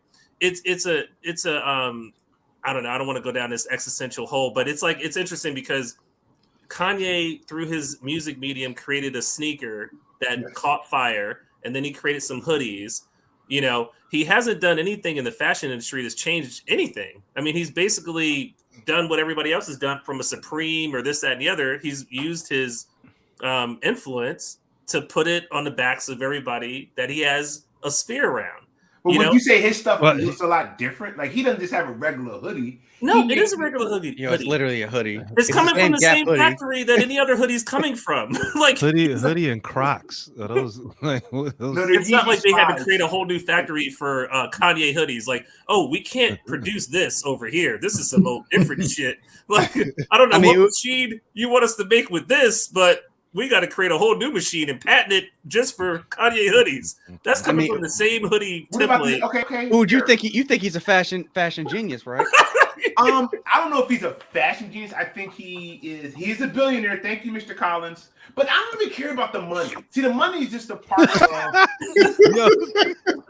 Who keeps doing that? You guys are real assholes.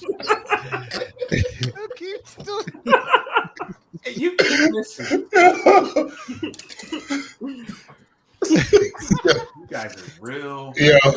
I swear. Here's the thing, though. When we say Kanye is a billionaire, right? Is it gonna stop there? Like, my thing is, it's so funny. Like when Chris Rock says, "I want to be the family that owns the color blue." That's like it's that generational wealth that lasts forever and ever. It's not the individual Forbes list bullshit that Kanye's on. I'm talking about are Kanye's grandkids going to be known because they're Kanye's great grandkids? Are Yeezys going to sustain the test of time to do that? I don't know, but I know Nails will. I know Screws will. I know fucking I know Rubber will. What Picasso's Is it 10? Yeah, like the semiconductor shit, the shit that makes computers. He's just a genius on so many levels, and maybe genius isn't the right word, and that's cool. That's cool. I just think he's a special talent. I think he's an artistic maven. I'm a huge fan of him. Remember that song that came out, Bang Bang? Remember that guy on American Idol that did that one, Bang Bang? William Hung. He was a marketing genius also. He just had 30 million people watching him say Bang Bang, and then he had 100 million YouTube clips. Susan Boyle, where's Susan Boyle at? Remember Howard Stern would he would call people and make sure that they voted for William Hung. He laughed like this. So look, man. Anyways, Parker, get I know we went off a tangent. We went off a tangent, but I do want to get to this because I think this will be an interesting conversation between two of the panelists here. 2018. Damn. Okay, we're getting closer. Damn, I want to wait for like 10 minutes. We only on 2018. 2018 was the start of this guy. Maga Kanye. Okay. Maga Kanye. Oh. There you go. So Maga Yeezy came around in Y'all look like a Martin character, yo. Jim Brown looking at What's that? Huey, Dewey, and Louie? What's that hat? Came around in 2018. Wow. 4 years. Okay. So fellas, man, Nah, he deserved to get clowned for that Mhm. shit. Listen, what are our thoughts on Maga Yeezy? Yeah, I And, can What pass do you that. think our thoughts I got. are and, on and, I got and no. Maga Yeah, Yeezy? 20, I I got no. mean, I got no thoughts. 2018 again was That you look just like he's another sympathizing.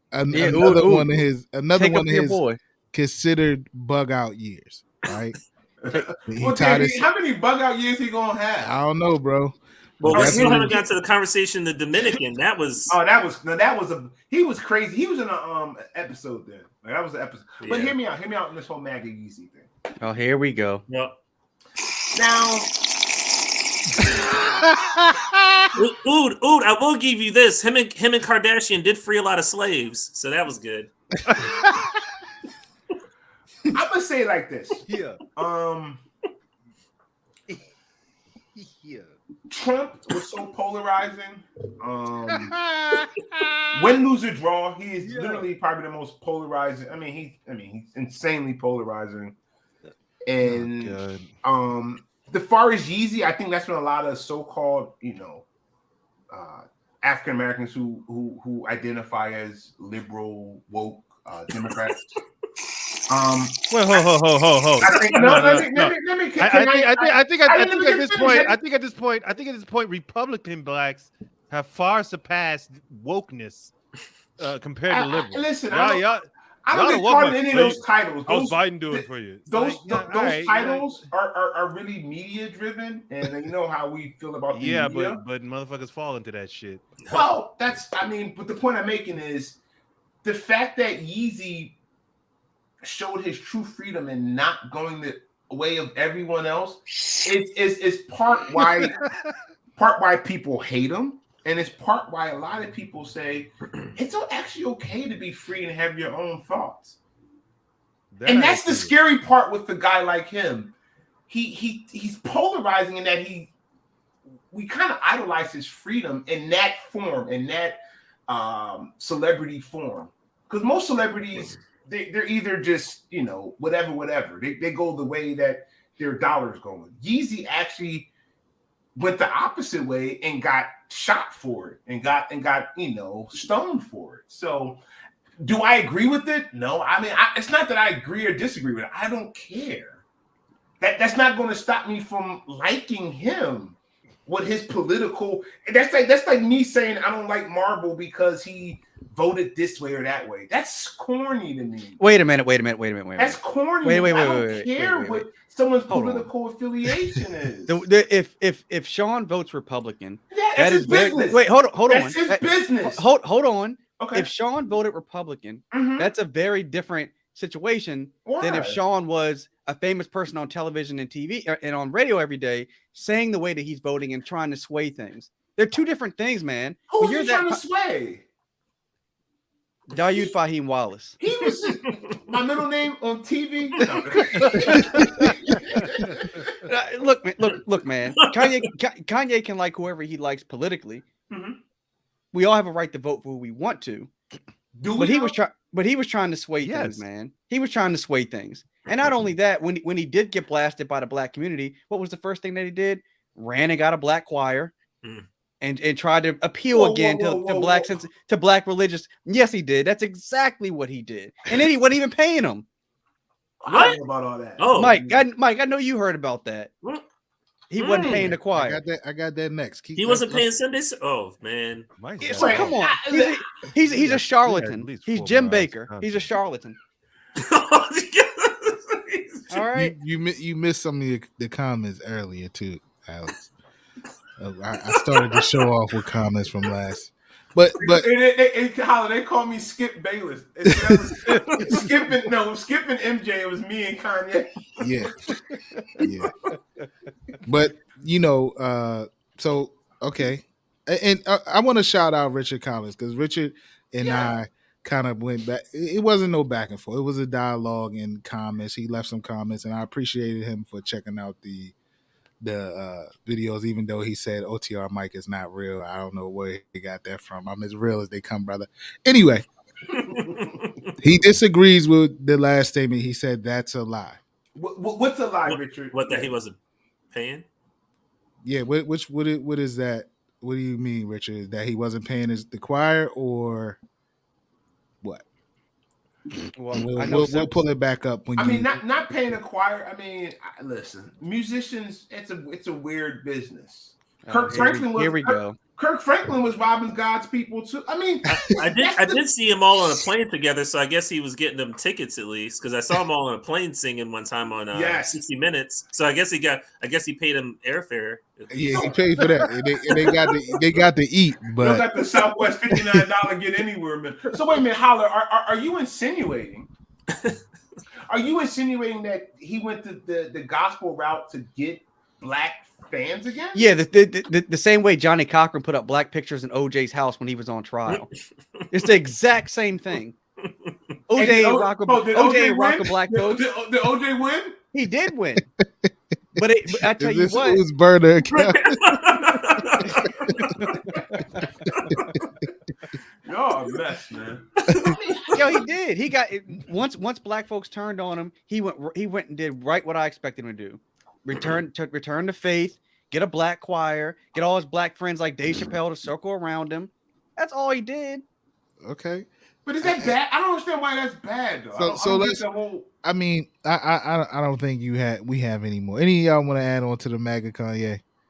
No, I was just gonna say, black people, we are the biggest crutch for both white and black people. You gotta come through us if you want something. You better play nice with us publicly if you want that shit to pop. That's all I gotta say. Yeah, and I mean, I asked that because what Alex said, I thought was an interesting point throughout the doc. It did show where when he caught the flack for his comments and he became Maga Kanye, he went on the radio tour where he was apologizing for what he said. He started tweeting that he was going to stay away from politics. He even on one radio show, those who watch the doc, you can see him crying because a caller called up and said what you said was offensive, and they were crying as well. He took a year off, and then when he came back in 2019, we had this Sunday service. So my question to you guys, I mean, PR stunt. Who are those people in the back? Who is what? That's Yeezy fashion, man. Look like Aliens 3. It looks like what's that movie with Denzel where he's blind? Book of Eli. Yeah, that's Book of Eli. So my question to y'all: once he came back as Sunday service, I found God Kanye. Did it change your perspective of, because I mean, that's so rude though. No, he what did. Found God. He found God. Did you not hear Jesus walk? Did you watch it 15 years before? Okay, but God is always in part of his music and part of his soul. But did you watch the doc, right? Because I know you. And he said, "When I found the Lord," he felt like he got in contact with him. No, I'm only going by what he said, and you can know about God and Jesus and everything, and whatever your thing is. Okay, but finding him is different. Like actually walking in that way, and he felt at that time he was walking in that way of the book, of the good book. I don't believe him. So that's I don't believe you. You need more people. So did it change your perspective of him? When I thought it was. Did you think it was a ploy? And then those who saw the doc, right? It did show a little bit of behind the scenes thing. Did any of that sway you from thinking it was a ploy? No, public religion is to me always a ploy. It's like I want to film myself at the soup kitchen, or I want to film myself volunteering. Like I want to make that into a show. I'm just volunteering. Like I feel like. So you're saying you got to do things in the dark if it's real? Well, because like I'm not religious. I'm agnostic. If we turn into fossil fuel, it's totally fine with me. But my thing is, if you are Christian or whatever your religion is, and you're like you practice on a little bit I know. Jesus, Christianity, or whatever case may be, he was a poor, and he worked with people that were poor, and and try to make uplift the situation, and sacrifice himself and all that kind of stuff. I don't feel like that's like something to be like broadcasted over like I saw something where he had like an IMAX like promo thing, and he was doing all this. He was in in a studio where everybody was looking at him super weird when he was talking about moving the White House from the field, and when people are doing like this, like a bunch, that means they're not listening to you. And I felt like if you have faith and you are reborn Christian or whatever the case may be, and you found yourself, that's like a private, personal thing. Like 50 made an interesting point where he was like, I got like all these songs that I made. He was like, I always find it funny when a rapper says, oh, this is a personal project to me. He was like, well, that should be in your personal earphones then. If you made it for you, that should just be for you. Like he's like, I got all this shit I just listened to that I made just for myself. And I feel like there's some honor in that. Like, why do you have to promote your religious zealousness? I feel like it's not necessary. You are religious, you're doing a great thing, being a better person, whatever the case may be, but I don't think it's something you go on tour with. He's not ordained, or like, he's not marrying people. Like what I don't understand. He just got a group of people that are following him around. He's with a keyboard and singing music that sounds soulful. And it's not like God needs Kanye to promote him. The Bible is the best-selling book of all time. Yeah. So, like, what are we doing here? Yeah. So I thought it was a ploy. So, Quan, what did you think of the Sunday service? Kanye coming off of Maga Kanye. The next time we see him, he's Sunday service Kanye. What did you think of that whole movement? I mean, it was a pretty iffy movement. Like I said, you go at two ends of the spectrum, yo. You go from MAGA Trump to Sunday service. Kanye. I don't know, man. You said what? From MAGA Trump to MAGA Kanye to choir Kanye. Yeah, choir Kanye. I don't know, man. Like I said, I'm not the one to tell anybody when they find their spark and when it comes to what I'm saying, God or whatever. I don't know, but I mean, hey, I guess whatever. Yeah. I mean, people do it every day. People do it every day. You know a lot about the good book. What did you think about Kanye and the Sunday service movement? Did it come off was it a ploy to you, or did you watch the doc? You watch this episode, right? I watched Kanye. I know what you're talking about. Yeah, it's part of the documentary. I was asleep watching the Knicks doing something. Man. Okay, so what did you? But I know what you're talking. Yeah, I mean, I generally follow Kanye. I know what you're talking about. So, what did you think about the Sunday service movie? I actually liked the album. To be honest with you, I liked it. Was there a Sunday service album? No, Jesus is love. Jesus is love. I mean, I liked it. I like Donda better than I don't a religious album. Like as far as I'm with Quan on this. Like I'm not the one to. I'm not going to publicly question anybody's faith, level of faith, or anything like that. I'm never going to do that. If now within myself, my own personal spirit of discernment, if I'm dealing with that person, that's a totally different thing. But it could have been a ploy. I don't know. I'll be honest with you. I don't really feel comfortable questioning anybody else's level of personal faith. He does that, and then he's seen doing other things that are not considered godly or whatever. But and I get that, and there is hypocrisy in that, but that doesn't mean that he's not trying to get his self right or his spirit right. We talked about earlier, his rock, his mom was that one source where you go back and kind of level him out. He don't have that. So he probably I don't know. I would think somebody who lost their rock, they they turn to religion. They got to turn to something to kind of, set them. And a lot of people, they turn to religion when they don't have nothing else to turn to. And so there could be some genuineness, behind that. Now, as far as like public acts of faith and stuff like that, I agree with that too. Like you have people going around, doing good deeds and filming it. I don't particularly subscribe to that. But in Kanye's sense, there could have been an element of that, but also like I don't know how he can avoid that being the person that he is. I mean, clearly his gift is in music, and if at the time he felt the best way to use his gift, look, you say I know a lot about the Good Book. I don't know about that, but I do know that God chooses whoever He want for whatever task He wants. They don't have to be that. He only chooses the outstanding, clean Christian. Yeah, you know what I'm saying? Does nothing wrong. No, that's not the case. That's what we think. But and it could be at any given time. You know what I'm saying? Whenever he ready. So like, it's kind of hard to be like, you know what I mean? Like, yo, it's exactly. So like, that's why I'm saying. That's why I was saying at the same time. It's like, who am I to be like, yo, Oh yeah.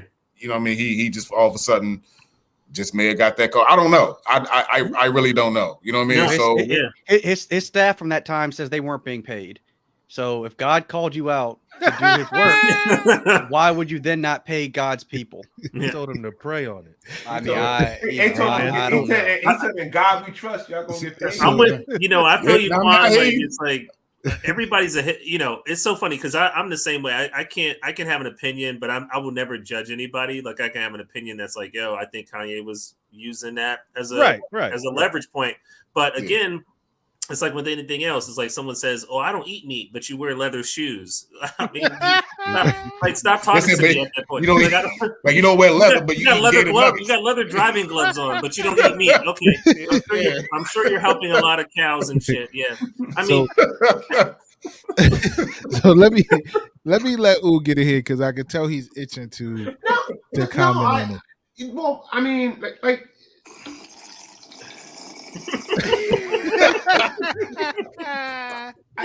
I thought the album was really good.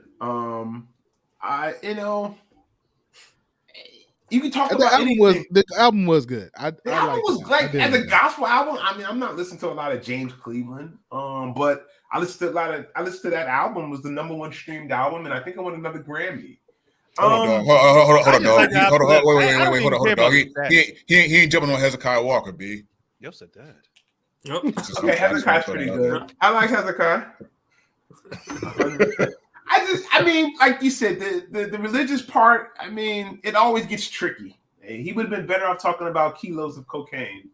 So it's a weird thing. It's weird. And he talked about it in Jesus Walk. What did he say? I could talk about anything, but you talk about Jesus, my records won't get played, huh? Like that's the weirdness of our culture and our society. While that record was being played. While that record was being played, right? That was one of the biggest records of that time. Yeah, but think about that. It took that type of artistry to make a song about Jesus to be played in the club and be popular and be a #1 song. Well, and maybe Jesus you should. New, right? You know what I mean? He's been around for like 2,000 some odd years. I don't recall the first song that's I don't powerful. recall him playing Jesus Walk in the club. And I know you don't either. It was a #1 song in the country. It was not. I was with you. That's when you get your drink and you get all shorty. Yeah, come on, they were not playing Jesus Walks when we were club. What I'm saying though is they go from Jesus Walk. They go from Shorty, you owe me ice to Jesus Walks. Had to be playing somewhere. It was playing on the radio, but you ever recall hearing that? You know what? Honestly, you know what? I kind of agree with Alex on that one. I don't think they ever played Jesus Walk playing in the club. You know? Okay, it was #1 on the radio. The point I'm making though is that it took that type of artistry, that type of beautiful song to get such a very. It's so funny how religion has become so controversial. Like religion has always been controversial. It's always been controversial. It is. But I literally could talk about how many people I shot last week. That's weird. This is a weird conundrum. But nevertheless, it's a great song. I don't know if the people got paid. I hope they got paid. Sunday services are incredible. I would love to go. I think the artistic nature of the sets are incredible. It's an entertaining thing. I mean, Well, you were Jewish. Shalom. So Hey, what year are we on? Are we still on? Have we reached 2020 yet? Shit. We're on 22, right? Well, so that's we 2 hours in now. We are officially longer than a we're longer than more coverage than the trilogy itself. All right, come on, man. Let's finish the last 2 years. All right, so all right.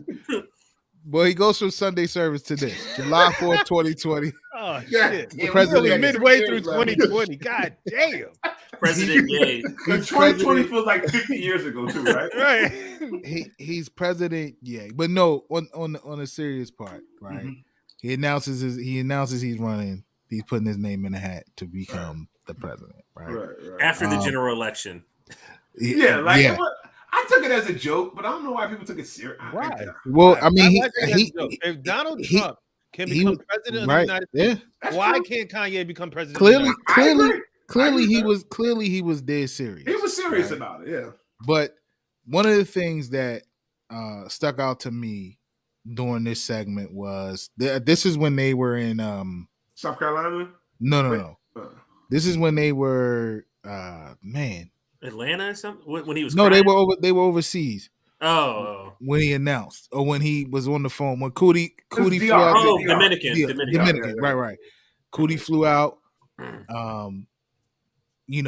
And that's when he was on the phone talking about the contracts and let's go, let's move with put my name in the hat. Right. I thought it was interesting during that trip, and you guys had brought it up before. The conversation he was having with the real estate partners, right? That's crazy. It was a little bugged out. Even to the point, the interesting part to me was like, Coodie said, "Yo, it's the first time I've ever heard Ye talking like this," and like, he no longer felt comfortable filming. Yeah, it looked like he was in a psychotic episode. Like he was just rambling, and the people around him were so scared. They gave that like Marvel said, when they start shaking their head like this, they like ready to run, but they scared to run, and they was just like, okay, this guy's fucking crazy. So I mean, I know y'all we kind of talked about that early on, but what do y'all think? What are your thoughts on that conversation he was having with those guys, the real estate partners, and like Coodie, I guess realizing like, yo, something ain't right here, or this is a little off. So you know what? Where and again, for all the talk about Coodie and how Kanye treated him, right? Like a friend would have done what he did. Because if he hired somebody or somebody else, a non-friend, TMZ, he allowing them to let film. that shit roll all day. Bro, they would not have cut that. So, what do y'all think about that scene? Yeah, that would have been on TMZ instead of Netflix. Yeah, if he wasn't his real friend. Shocking. Kanye West goes on a rant. But no, I thought it was a super weird conversation, but it did have the best line I've heard for 2022. I have to translate alien into English. And I tell you, that was the perfect thing for him to say. I was like, damn, that shit is kind of, I like that line. Yeah. It was like he was like, that was a damn good line. Like the way he said it was like, yo, have you been strapped down? They tied me down. Yeah. And I had to slow my brain down to talk. Yeah, he's a special guy. And this is an idea, but the person that turns it into this with the iPhone, he's like, he just didn't. It was kind of weird the way he was saying it, but if you break it down, he probably was spitting some real shit. But the freneticness of which he was talking, and he wasn't like, it was just keep going on and on and on. So I don't know, it felt kind of weird. I'm glad Coodie cut it, and I didn't take it as a big diss. I didn't take it as a big thing. I mean, that wasn't, and he continued to cut in other situations where I'm sure he started to go on a rant out of nowhere, like the time when Justin Bieber was sitting there, and that's just mad uncomfortable, yo. Like, Biebs is like, when can I leave? You know when I knew Kanye was like manically depressed is when he was eating a well-cooked steak off a fucking paper plate. And I was like, With a what plastic fork. Yeah, I was like, yo, what is going on right here? You're a billionaire. Why would, like, okay, do you think Martha Stewart would ever fucking eat a perfectly cooked steak off a paper plate with plastic fork and knife? Never. It would never happen in life. There's certain little signs that you have to look out for. Trust me. Well, Any billionaire, let's look at the top Forbes, the top 20 Forbes people. Mm-hmm. In a house setting. I'm not talking about outside or on a yacht or some shit. In a house setting, you're eating. I ain't want to do no dishes, yo. No, yeah, like he does dishes. When's the last time he's driven a car? Like, I just thought that was a very odd thing. I mean, I just, and he was kind of begging Rick Rubin to come over. Like, it was just like one of those, like, weird, like he told him, like, he was like, yo, are you coming to the ranch? Yeah. He was like, well, I was going to go back. He was like, no, I think you should come to the ranch. Yeah. Hey. He was like, well, yeah, no, I'm excited. He's like, no, excited's negative. It's a negative thing. I can give you a car, you run across the street, you get hit by a car, and you die. Rick's probably like this on the phone. This motherfucker. Yeah, like I'm not, and I smoke a lot of weed. Yeah, like he's probably saying to himself, like, I ain't going. Yeah, fucking with Kanye. But no, the conversation was just weird. I mean, I don't even know why he was looking at a real estate deal or hotel, whatever the fuck that shit was in that given time frame. But that got on, and that's why I was saying earlier, like why this part 3 was tough to watch. Like it wasn't triumphant. It wasn't. It wasn't even drama. It was weirdness, and it was like uncomfortableness, and it's like I just pray for the brother. I really do. I just pray for him. I really do. I mean, and even a good time that they had there, right? Coodie, thought that he was in a good place. They touched back down in the States, and then this happened. yo, your clips are sick. Why? Come on, yo. South Carolina. Come on, that's a meme right there. Yeah, come on, yo. Come on. Well, that's the part where, I mean, he was crying there, and that's the part where people started talking about where they thought he was having an episode because he got upset. He kept saying though, if I'm talking about abortion and people think that I'm not supposed to get upset about that, which he had a good point about. It's Richard said, "Can we give Rick? No, we can't, Richard. We can't. Come to the ranch." How long you staying for? A couple hours. The fact that he can, listen, the fact that he could have a conversation with Rick Rubin like that, and hey, even invite him to the ranch and tell him, no, you coming back to the ranch. That's special in itself. But that's because of Jay-Z, though. That's all because of Jay-Z. I mean, the reason Rick Rubin will like engage with him like that is because of Hove. Like, Rick Rubin probably talks to Hove a different way about Kanye West than he talks to Kanye West's face. And this is the whole thing. Is like, so talking like to Kanye, gossipers too. They'll probably call, yo, Kanye wanted me to stay over that motherfucker. Jay-Z probably like, yeah, he tried to get me to come over that motherfucker too. Like, yo, I mean, talented dude. I'd go there and fuck with him, but I'm not staying over that motherfucker. Yeah. Like, but that's actually a good point, Marvel. Talking to Kanye is probably really tough. Like, because he just. He said, I stayed over there. Yo. He peed in the bed. I ain't fucking with him. I ain't go, auntie. But no, I mean, in all seriousness, fellas, and we gonna end it out because I know Brandon is like, damn. We still got like 2 more years to talk about. Brandon got that chicken wing-itis. Tired as shit, but, man. 21 made it down to his feet. Had an episode at KFC. He ordered too much. But no, in all seriousness, we laugh and we having fun filming this. Obviously, we're buddies. We've been friends for over 20 plus years. So I don't want anybody to think that we're making light of anything that Kanye may have struggled with, have gone through, or whatever the case may be, because that's not the Nah, case. man. But what what is What's that? It's like fucking Three Stooges snoring, yo. Yeah. That's the wrap it up button, yo. Wrap it up, B. Hold on. Let me answer Richard again. No, he didn't show up at my show, bro.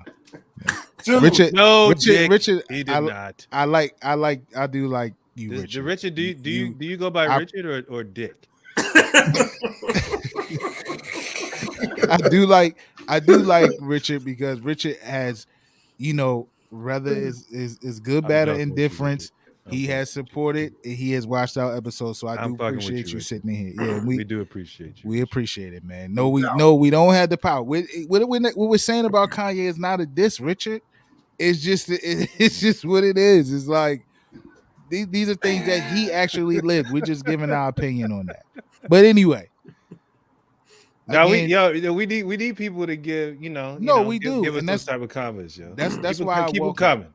That's why I welcome Richard, Mr. Collins, because like I said, me and him, we've exchanged a few messages back and forth throughout the week on some comments that he's left on some of our videos, and I appreciate it. I don't never go at nobody. Yeah. We appreciate it. It is what it is. And for him to be in here and still checking out the episode and on this ride with us, salute to you, Richard. Make sure you subscribe though, brother. Come back to the next one. Richard, we're gonna get Elon number from you, Richard. Right. After that Dick comment, Richard said, "Fuck y'all." No, but Richard said this. Richard actually means rich, powerful ruler. Look it up. Hey, Richard ain't playing no games with you. No, that's cool. Yeah, Dick is also a name for Richard. It's a fact. But anyway, fellas, I don't know where we get the sound. We got a sound guy all of a sudden. It's the Richard Bay show. Richard Bay show.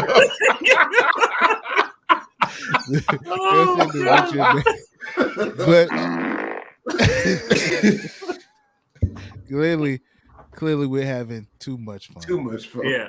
So listen, in closing, man, let's start with our guest, Marble, man. Listen, we appreciate you coming on, man. Closing anyway, you want the people to find you. I know you had a YouTube channel on here where you was doing I did a little something on the real estate thing. I had Elon on there last week. Yeah. He was DMing me and shit. I tried to get him in for 3, but then I was like 12 or nothing. I mean that's how I get down. But no. I mean, this has been so much fun. Kanye is crazy, genius, whatever we want to call him. But at the end of the day, it just sums up to a person that had access to what the United States offers. A person that has access to those things where they're put in a position. I mean, that's just the bottom line. There's a lot of people more talented than Kanye. That's a fact, that never had the opportunity. There's people less talented than Kanye that had the opportunity and did more than Kanye. So it just always speaks to the levels of humanity. And at the end of the day, there's nothing we can do more than believe in what we want to do, our craft, and go forward. And however we land. Doesn't make her better or worse, because people win the lottery all the time that are shitty people. That doesn't make them, real wealth endured people. So I think that this has been a great discussion on so many different levels. So I appreciate the time. Thank you. For sure. Ooh, the Wallace way, man. Listen, this whole thing was spawned by you, man. You wanted to talk about this documentary, and it turned into us going on all 3 episodes. So, shout out to you, man, for thinking about doing this. Well, I knew, I just knew, I knew the documentary was going to be good. I knew he's a controversial figure. I knew we all love his music. So I knew it was just going to be well watched, and people going to have their opinions on him. Yes, I am a Kanye fan. There's no doubt about it. I really enjoy him. I'm I not. was waiting for it. I'm sorry. I'm not too high to say that he doesn't mess up, but shit, we all mess up, and we all are striving for, like Marvel said, doing the best that we can do. And I'm just praying for the brother. I know he's got a lot going on, and I know he's being pulled in so many different ways. I'm praying for his health. I'm praying for his family. And, you know, I really hope we get some more good music because he's an incredible artist. And thank you guys, like I said, for letting me come on and speak my talks. Thank you guys. Word. Quan, final thoughts on the doc, man. 3-part doc, man. It was eye opening. Just, I guess, to see him from another light. I think ultimately, like I said, we talked about Coodie a lot. I think it was something to where he was able to, you know, get his side of his story out, and I think he was able to eat handsomely off of it. I think him and the other guy got like $30 million off of this documentary. So I saw this week.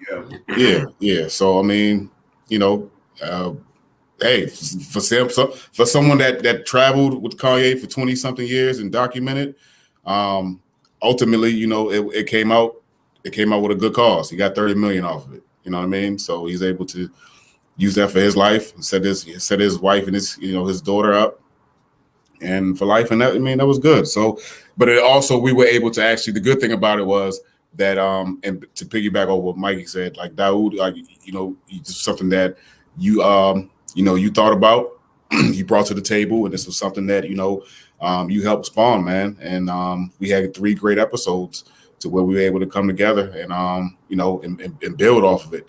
And and that's the most important thing. We can come together. We all have different views or different, you know, opinions on it. Mm-hmm. And at the end of the day, we all can shine some type of light on the, you know, particular situation with the documentary. And it was just great. It was a great 3 episodes, man. Yeah. Great 3 episodes. I really enjoyed it. No doubt. Thank you, brother. Word. OTR Brandon, I know you're ready to go. Yeah, I have nothing new to add that we haven't already talked about for the last 2 hours and 15 minutes.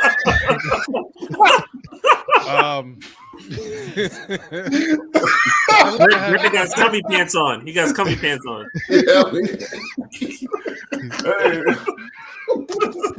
Oh shit. Nah, man. Thank you all for listening. Ooh, Marvel, thank y'all for coming on. Hey, this is like A Gal all over again, man. All over again. You know what I'm saying?